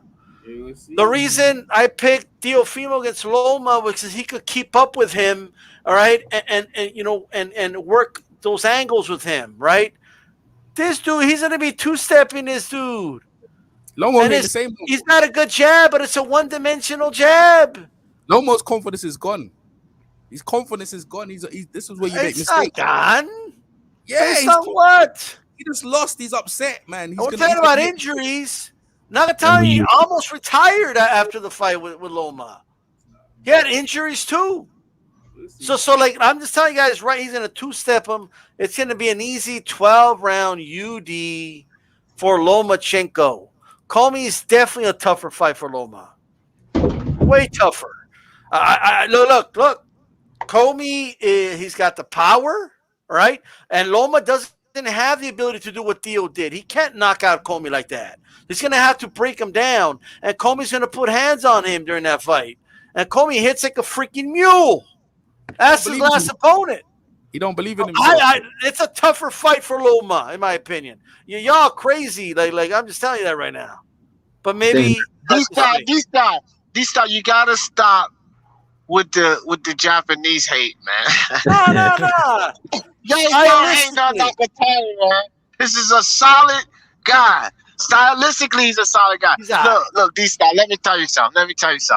That long reach and that straight right that he got, he works that jab pretty good. And you saying he's slow, but man, you sleeping on his. I think he's faster than you believe he is. You know, and he knows how to use that jab, man. He comes with that straight right. He got pop with him. The dude's like 70% something knockout ratio. He got G Funky. D-Style. I mean, bro, you can't sleep on him. And just like EJ said, bro, confidence, a confidence that the fighter has in themselves matters, fam. And I can't even lie, like Comey get himself in trouble, and you can see that lack of confidence. What happened? What did you see when Nakatani got himself in trouble? A fucking samurai warrior came out, D-Style. You're sleeping on the samurai warrior, D-Style. He's not gonna make it. He's not gonna have a life in this battle with the samurai. He's gonna just give him angles, boom, boom, boom, boom. You know, pity pat him for 12 rounds. That's all. That's all he's gonna do. He's got a mentality that you'll die in the ring. Go ahead. No, I'm telling you right now. But let's get Francisco opinion on this. No, I think Nakatani has. You guys, everybody saying he has a great jab, and he does. But the thing also, he knows how to use his left hand in general. He'll come with like a hook right after the. You know, he'll do a jab, then a body shot. Like, he mixes it up real well. And I think that's what, he may not be the fastest, but his, like, boxing selection, his combination selection is what gives him that upper edge sometimes. So not a lot of people know how to use that left hand like Nakatani has learned to. And that's why he gave Teofimo trouble. I think, because I was in Teofimo's camp for that fight. That was like I was in all of Teofimo's camps up to that fight, and then after that I wasn't anymore. Because I think right after is when he fought Diego Magdaleno. But that he was like, I know that you give him a hard time if you throw a lot of, like, you know, your left hand. You're good at using your left hand, right. And you know, and against Lomachenko, when you fight a southpaw, the two best shots to throw at him is that left hook and the right hand, and the way he combines that jab and hook, you give him a hard fight. But I do have to agree that I think Lomachenko would just like kind of outbox him, and he does have a Japanese style where they do come forward. You know, they throw a lot of shots. They don't have too much head movement. They don't have too much footwork. You know, I think his footwork compared to Loma is not there. Lomachenko's footwork is phenomenal. So I think that'll give him that fight. Against Comey, I think he has a better shot against Comey. But that one would be a tough one. That would be a good fight. Well, there you go. There you go. There you go. Hey, you have these guys nodding their heads, and in the very end, just to tell them that Nakatani's going to lose. Like, but I love it. I love it. 408. Actually, before I apologize. Before I go to you, well, what about Loma against Comey, brother? How do you think that fight will go? I think same. Just because Nakatana has a good left hand, he knows how to combine them. I think he give Comey a tough fight. Comey, I feel like he just has that right hand. He's just looking for that right hand, and he's just looking for the same shot. I think Nakatani has a little bit more in his arsenal to use. Okay, all right. Hey, Beeb, what do you mean he's too big? Like, he's too strong, too hungry, and determined right now. We ain't going to the buffet. Like, I'm not asking you who's ready to attack the buffet. I'm asking you who's gonna win the fight.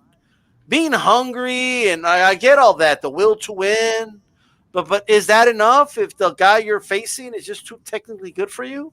I guess we'll find out. Before we give me your thoughts on those two fights. Okay, on those two fights, but first, can we just say the road that Teofimo had to becoming champ at 135? I mean, it just look what Devin Haney did. He fought Gamboa. Ryan Garcia fights the leftovers, Luke Campbell of Lomachenko, right? But I got doubts about Lomachenko's shoulder injury. I really have doubts about what he's going to look like when he returns. And Nakatani, I've mentioned it on this very show on the roundtable. He's my dark horse at 135, and he proved it the other day against Verdejo, the Puerto Rican fighter. And then you got Comey coming back after this Teofimo loss.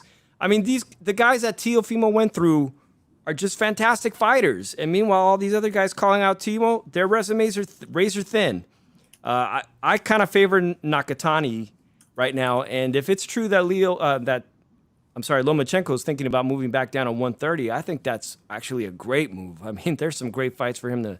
He may have been stronger at 130. I don't think he gets past Nakatani. I feel like something's wrong with his shoulder, and we're gonna find out rather sooner than later. Let me tell you guys something right now, okay? Let me. I know everybody's speculating. You think he's gonna like everything we know about Nakatani, right? If we know all this, you don't think Loma knows all this? Like, if he actually signs to fight Nakatani, you don't think he knows what he's doing? You don't think he sees like, hey, I could beat that dude? You don't think he knows he's hungry and determined, and he knows this dude will keep coming? He's like a mummy, like EJ said, and he's got a good jab. He knows all these things, But I just think there's too big of a gap in terms of skill between these two fighters. I'm not talking about all Japanese fighters, okay? But what I'm talking about is between these two guys, there's too big of a gap. It's his determination, his hunger, I don't think is enough to overcome that gap, in my opinion. I just don't think so. And I think Comey's a tougher fight for him. I think he wins both fights, but that's how I feel about that. You know what I mean? But we'll see. But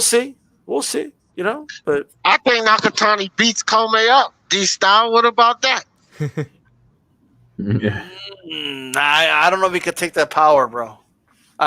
He's gonna get hit by, bro. Like you think he's gonna get up in every fight? He's gonna be the Undertaker in every fight. When he gets knocked down, he's gonna get back up. You really think Comey's gonna get tired like Verdejo did? I don't know.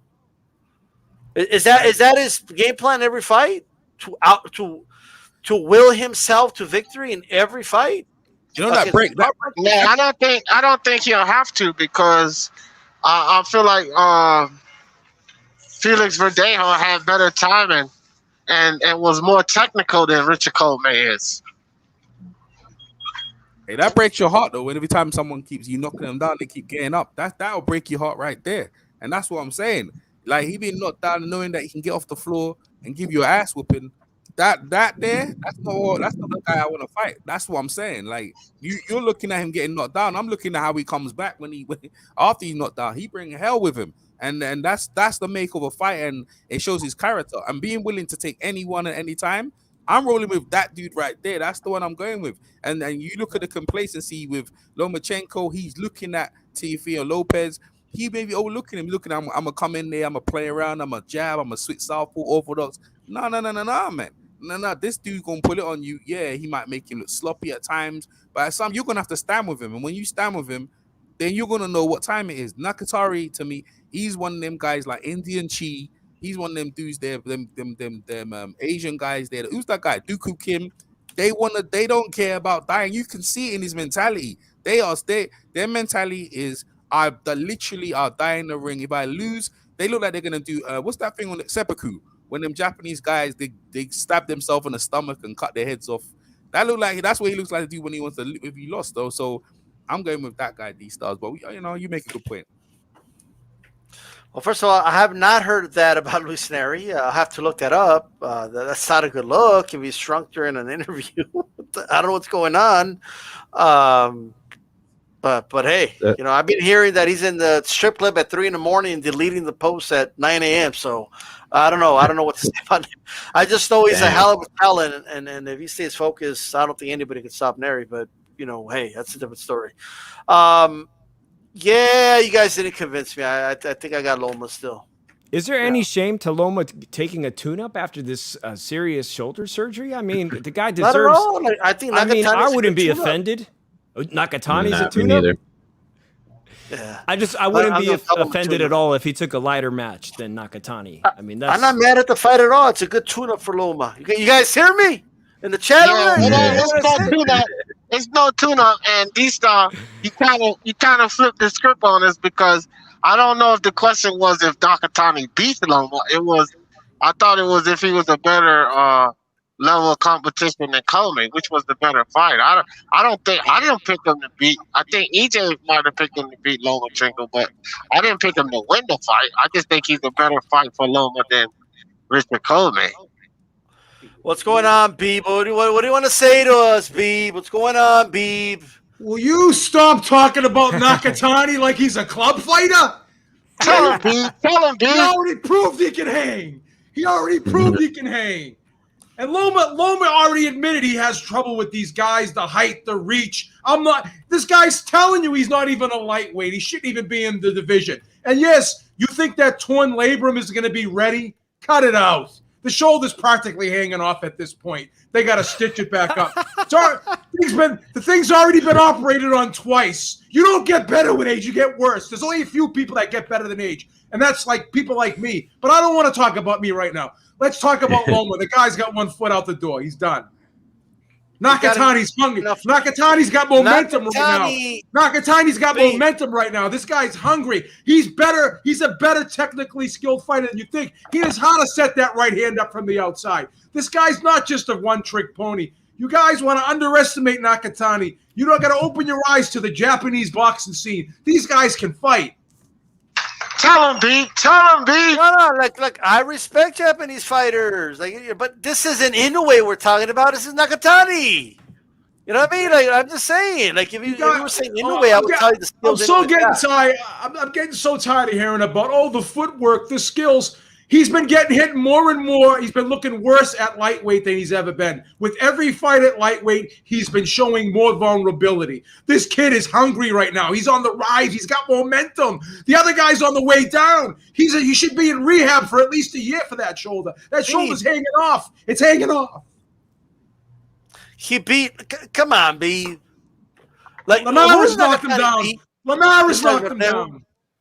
Linares knocked him down. That's all he has to beat. That's all he has to beat. I'm not playing this game. I'm not playing this game of resume. This is he's that crazy dude in the foxhole that you like to talk about. Styles make fights. Look, man, Nakatani can't rely on will every fight, bro.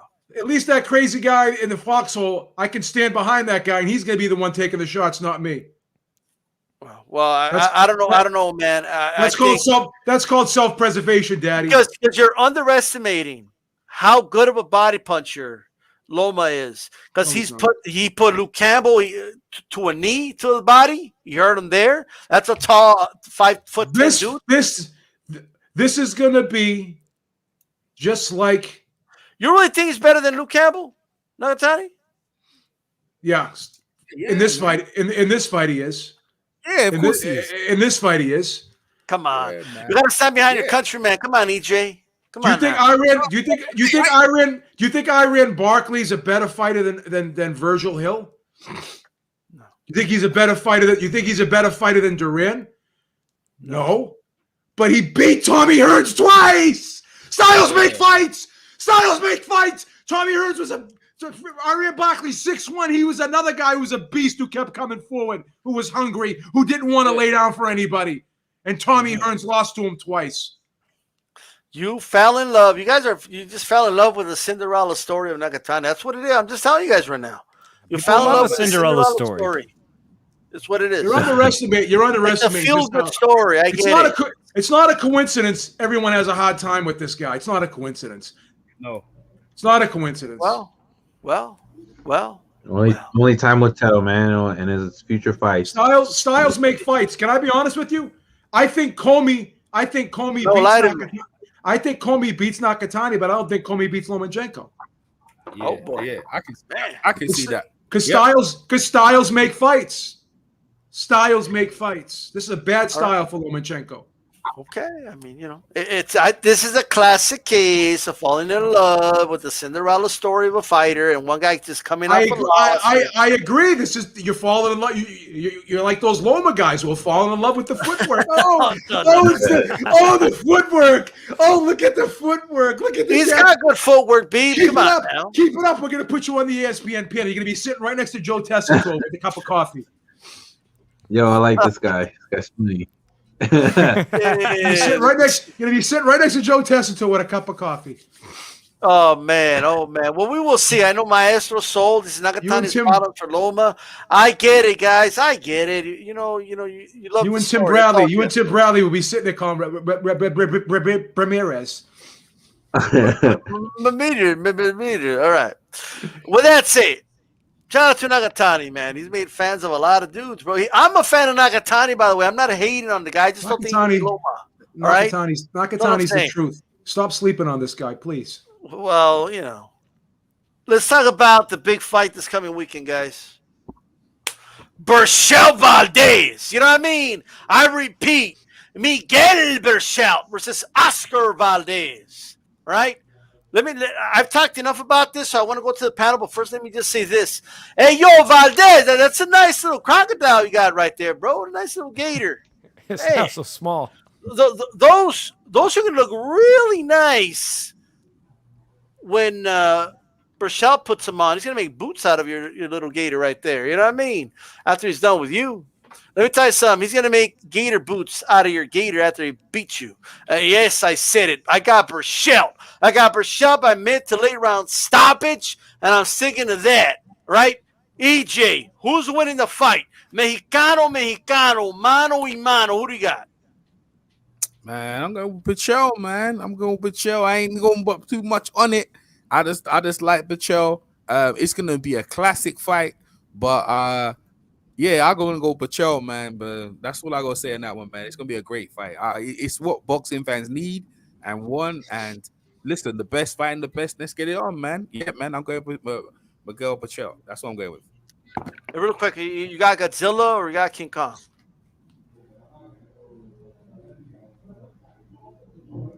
EJ froze there, but it's all right. What's that? D. Jefferson. Okay. Talk to us. I know how you feel about it, but talk to us. Spread some gospel for us, for these Valdez believers. D. Jefferson's not there. I can't hear him. Is it just me? What was it? No, that was the question about Godzilla. What was that one? Godzilla or King Kong?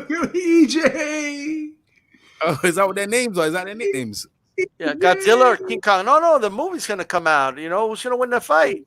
Godzilla or King Kong? Really? Come on, EJ. Yes. Well, Come on, EJ. Please. He's living in a cave. Godzilla, Please, man. Right. Please, EJ. Well, D fell out, but that's all right. Let's go to Francisco Esparza. Talk to us, man. Who do you think is going to win this fight? Break it down for us. Look, man, it is a very, very, very good fight. Very technical. I feel like Valdez has everything it takes to beat Berchelt.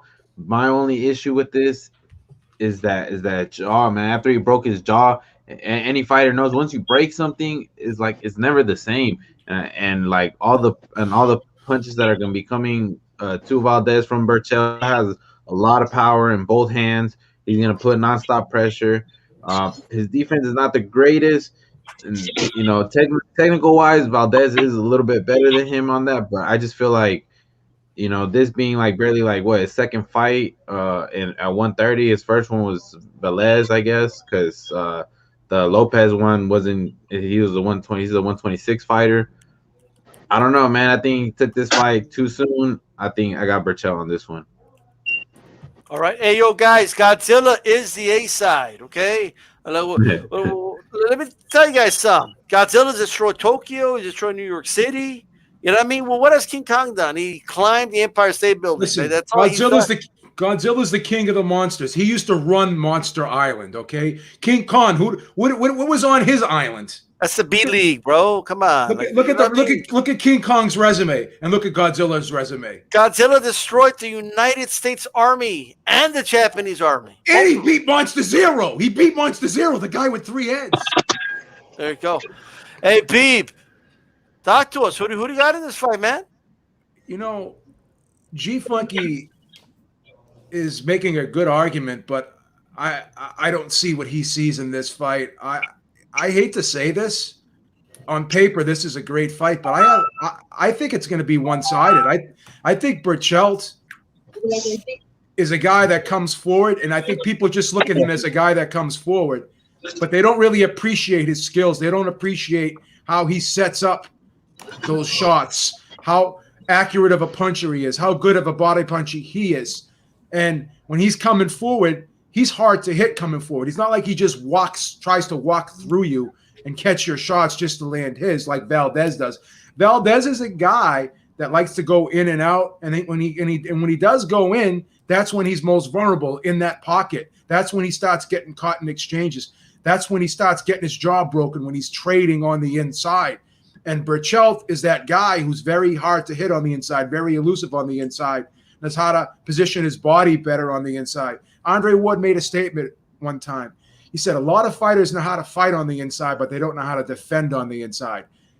That epitomizes this fight.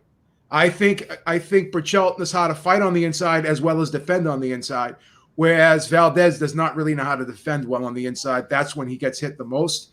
And I hope I'm wrong here, but I think Valdez is going to get stopped probably in about 6 or 7 rounds. I don't think this fight goes the distance, and I don't think Valdez fares very well in this fight. Like I said, I think he's a little bit too brave for his own good. He's talking that bravado stuff. I just don't think he's gonna all of a sudden change his mental psyche in this fight and change who he is as a fighter in this fight. And all of a sudden turn into Pernell Whitaker or Sugar Ray Leonard in this fight. I think he's going to be that guy that's going to slug it out on the inside, and I think that's going to be his undoing in this fight. I think he's going to. I think Berchelt is going to be too big, too strong, too heavy-handed, and too skilled. I think he has every advantage over Valdez, to be perfectly honest with you. So I just don't see Valdez winning this fight. I'm not going to disagree with anything you said. Finally, we're on the same page. Okay, Yeah. finally. But Just hey, stop G Funky, how you feeling now, G Funky? Stop What's hating up? Nakatani. Stop with that Nakatani hate. Stop with that Nakatani hate. Well, Go ahead, D. no, he still had the second part question, so I didn't want to jump in the play before he got to Godzilla King Kong. Oh yeah. Who do you got in that fight, Pete? I think Godzilla roasts him. I think we'll have King Kong kebabs at the end of that fight. All right, there you go. Talk to us, D. Who do you got? Hey man, so I'll just say it again. We talked about this before, but again, Miguel Berchelt is going to come inside of there in that ring, right? He's going to beat up Oscar Valdez to the body. We see it almost just the same, but I'm about 2 rounds behind you, right? Because I was around 8. But pretty much we see the fight the same. He's going to beat him up. Valdez will find some success early. Miguel Berchelt gonna put those paws on him, beat him to the body, get him to drop those hands. I got him putting him down the first time with the straight right. I got him putting him down the second time with a body shot and an uppercut. And the second time is going to be the last time. Miguel Berchelt is going to stop Oscar Valdez. Trust me. And Godzilla will beat the living hell out of King Kong. No question. Can I tell you something else about King Kong that really disappoints me? What's that? All those people on the island, right? Right. They were playing the drums, and they were able to put him to sleep. You think Godzilla would ever go to sleep? You think a group of people could put Godzilla to sleep just by playing the drums? And then they tied King Kong up, and they put him on a ship, and they brought him to the USA. Did anyone ever have Godzilla in captivity and take him and put him to a different place? Never.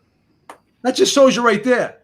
You can't contain Godzilla, but you can contain King Kong. King Kong he got shot down by planes, bro. He got shot down by planes. When those bullets just bounce off of Godzilla. I know that was way early in his career, but that's a loss. He lost to the planes. That's an L on his record. He lost to the planes. Right. That's right. 408, talk to us. Oh my God. ¿Quién es el más macho? Since 2000, it's been 20 years. 5 fight of the years have taken place between two Mexican fighters. Tell him, 408, tell him. 5 fights of the years in 20 years have been between two Mexican fighters. The most famous pair is Israel Vasquez and Rafael Marquez, who we have a courageous young guy on our panel today, Francisco, my boy, who had the courage to reveal his story about leaving the sport of boxing. Israel Vasquez, who was in 2 fight of the years, defeated Rafael by knockout in the 6th round in the first one, and yet it was still a TKO. But at the end of the day, if you look at Israel Vasquez, he lost his eye. He has a glass eye. That was the cost of the sport of boxing in his career. He lost his eyesight. It's a glass eye. So it reminds us that these kind of wars can leave long-lasting damages not only to the fighter, but that they sacrifice, they put everything on the line for the benefit financially, for the benefit of the sport, for the benefit of the fans that are going to enjoy this on Saturday. I got Berchelt possibly ending this in the later rounds, man, and I'm not going to deviate from that because I think Valdez's ego is just going to be too big, and he's going to engage in the fight that the fans want to see. Ultimately, it's going to be too much for him, and I think this will play out with Berchelt with the TKO. Is it me or is this a clean sweep? Is it me? Well, earlier in the week we had a lot of people, including G Funky, going for Valdez. 408 just gave me goosebumps with that breakdown, man. Yo, somebody give me the broom. That's a lot from Beeb. Thank you, Beeb. It's a clean sweep. It's a clean sweep. Like G Funky, it's a clean sweep, bro. Like clean sweep. I got goosebumps right now from that breakdown. Wow, yeah, that's right. That's right. Beeb, coming from the Beeb, came out with fire today. And by the way, Beeb, I think I'm going to take a nap before these round tables. I was exhausted. I'm embarrassed to say that I was out like a light. Hey, Francisco, I know you said that, but I mean, Valdez has the tools. Talk to us, man. What game plan do you think he should have going into this fight with Miguel Berchelt in order to win this fight? Let's for the sake of playing devil's advocate, right? Like, how do you think he should approach this fight in order to win? I think he has to try to box, use his punches smartly. He has a lot of power, but I do not recommend he trades with Berchelt. I feel like how you guys said, he does open up more when he tries to trade. When he throws the hooks, he kind of opens up a little bit too much. He's been doing a lot better now, though. Trying to keep his punches a little bit shorter, trying to time his punches better and box. He does have to think about his chin now, his jaw. He has a lot of balls. He's gonna come and fight. He's not gonna quit. He's definitely not gonna quit. He's gonna give it all he's got. But I think he's got to box. He's got to move a little bit, man. He's got to use his footwork. I feel like Valdez has always done better against fighters who come at him, because anytime a fighter has tried to box him and use the jab and has a good jab, he's had more trouble. And so I feel like stylistically, Berchelt is could play right into Valdez's trap. but I just feel like he's gonna get overwhelmed with all the power, all the punches coming at him, and and with his jaw has been broken before, I think it'll just overwhelm him. Hey, Chief fucking says that when Valdez wins, I'm going to be like Denzel Washington in Training Day. I'm putting all these cases on all you bitches. Nah, bro, you're going to be like Denzel at the end of the movie. Like, you know what I mean? Remember how that movie ends for Denzel? You remember how he's got nowhere to go? And then like they show up and they, it's like that. It's like that. It's like that. If I have tweet that G bets all the time, y'all don't. I'm going with G. Hey, he's going with G Funky. You know what I mean? Right? I'm getting nervous though with G Funky. G Funky gets these picks out of nowhere, like the McCaskill pick. I get a little nervous with him. He must know something. He may even be in the camp right now. I don't even know. That's where he is. Hey, Rayside Reporter Live. I appreciate this. This is a great show. I'm fired up. Fired up, Beavis. You know what I mean? He's fired up. Look at his hair. It's like Hades in that movie, bro. It's just I was just touching rushing on this panel. I didn't even put the foaming gel in today. You know how Valdez could win? Like, I think if they make a rule where they let him walk in with a baseball bat, he might have a chance. You know what I mean? Maybe that's the case. You know what I mean? That's a little too much right there, baseball bats. We don't want to bring that in here. I'm just saying. A.D. Jefferson, try to play devil's advocate and tell us how Oscar Valdez could win this fight.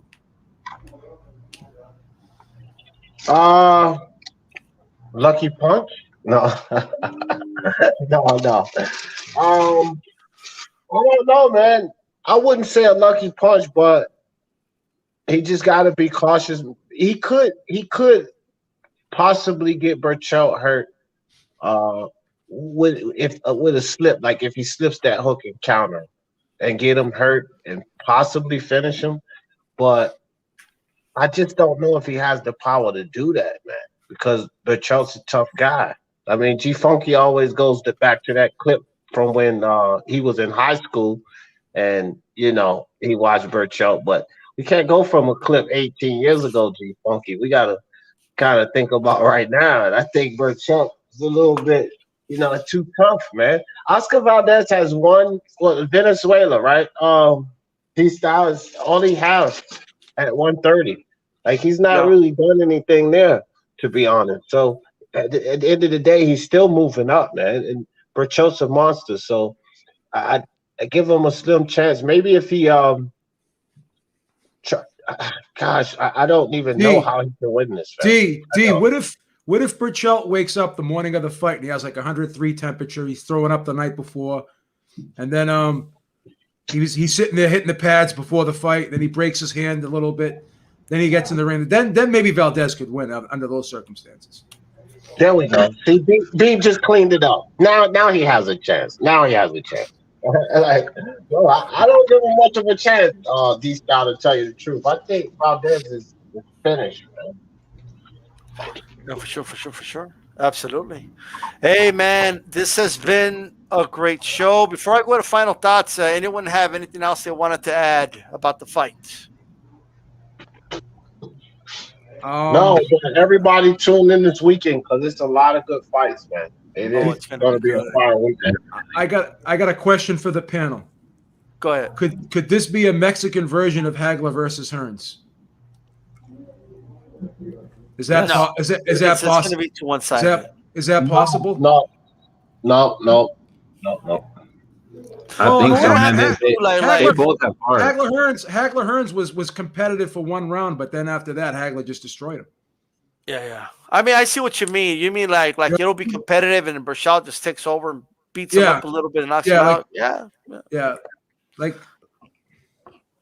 but Joe, in that sense, beat. In that sense, yeah. Okay, I got you. I see what you mean. What's up, Dave? I was going to say it's boxing. Always expect the unexpected. I mean, it's going to be a treat either way. And here's the thing. If Valdez does win, my hat will go off to him. I won't be disappointed no matter who wins this fight, to be honest. I like both guys. Both guys are great guys. And Valdez, to remind everyone, he was a fantastic featherweight champion, and he didn't have to move up in weight. And Yeah, he didn't have to actually go for Berchelt either. I mean, there's a lot of guys at 130 taking soft opposition. I got to say one thing on Valdez's behalf and Berchelt's behalf as well. Both of these guys are what you want a boxer to be. Definitely. This is what a boxer is supposed to be. Both guys. They're in there taking a fight that neither guy really has to take. These guys can go in a different route and probably make just as much, maybe even more money. But they're still showing the pride of wanting to, let people know who the best Mexican is out there. So we got to give him credit for that. Yo, just really quick, man. Chief Funky Valdez ain't no Sweet Pea Whitaker either, brother. I'm just gonna tell you that right now. That dude gets hit all the time. Like shooting, taking shots at Berchelt's defense when you're picking Valdez doesn't impress me. I'm sorry. I'm just being honest with you right now. All right. Hey, who do you got? Do you got real quick? DStyle. Who do you guys think wins between Shakur and Oscar Valdez? Shakur. I think Shakur beats Valdez. I think Shakur beats Valdez. Shakur beats Valdez. Yeah. I like Shakur. Pretty confident he would beat him. I mean, it might be competitive for a couple rounds, but you don't know until the fight, obviously. But let's go ahead and do this, guys. I appreciate everybody tuning in. Give us your picks in the chat so we could see them. You go to my community page and vote on the fight. Who do you think is going to win? I think Diaz a poll as well. Speaker Mind Sports Talk as well, which I think Berchelt's winning as well. Just throwing that out there. All right.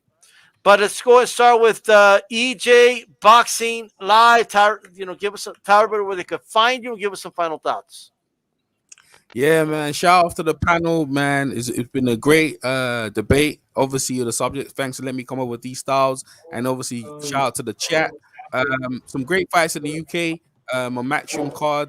Make sure you check that out. And obviously, the main events. So, EJ Boxing Live here on YouTube.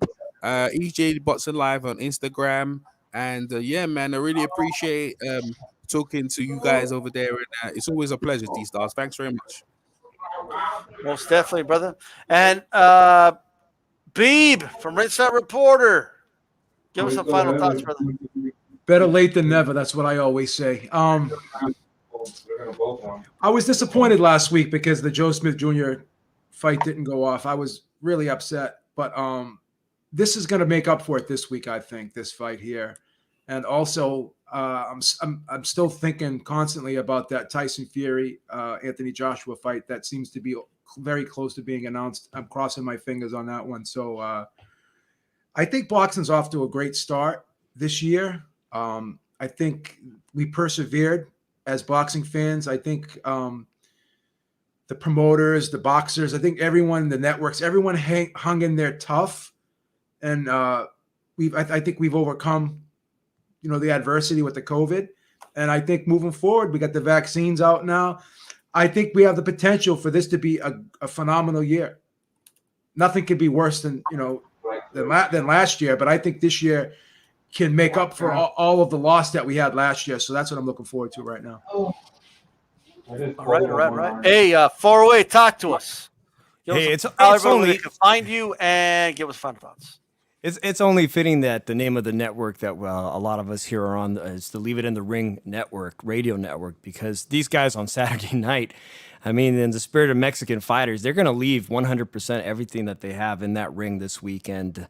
I'm really looking forward to it. And you guys are always pushing the envelope and helping me strive to be a better podcaster myself. But you guys are doing great work here on the network. And I'm going to put my new channel here on YouTube if you guys will help me out and subscribe. And thank you for Francisco for coming on. It says a lot that fighters want to come on and speak to us and engage with the fans, man. It says a lot. So I wish everybody here a wonderful weekend, whatever you get into this weekend. Enjoy the fights. Absolutely. Hey, D. Jefferson, tell everybody where they can find you and give us some final thoughts. What's up, everybody? You can find me at Speak Your Mind Sports Talk on Facebook, Speak Your Mind Sports Talk IG, capitals, Speak Your Mind, lowercase st on Twitter, and of course, Speak Your Mind Sports Talk on YouTube. I'm everywhere, people. You can find me. But D-Style, always a great show, fam. Always love to come over here and chop it up with you guys. And I just want to close out with this. G Funky, get ready for this big pot of crow stew that I have brewing up for you, fam. Because Oscar Valdez is going to get beat up. Beat up, G Funky. Oh, he's gonna beat him down. Like there's no doubt about that. But we'll see. You know, G Funky's, he's confident. You know, it's his pick. And Francisco Esparza, give us some final thoughts, brother, and tell everybody where they could find you. You know, social media, all that good stuff. First and foremost, DStyle, thank you for having me on here. Thanks to Dave for inviting everything. All of you guys inviting you guys. Just awesome dudes, awesome channel. Thank you guys for allowing me to be part of this show. Everybody enjoy the fights this weekend. They're gonna be a hell of a fight. You guys can check me out on Instagram, team_alacran, or Facebook, Francisco El Alacran Esparza. There you go, guys. And I want to let you guys know, man, it's going to be a great fight.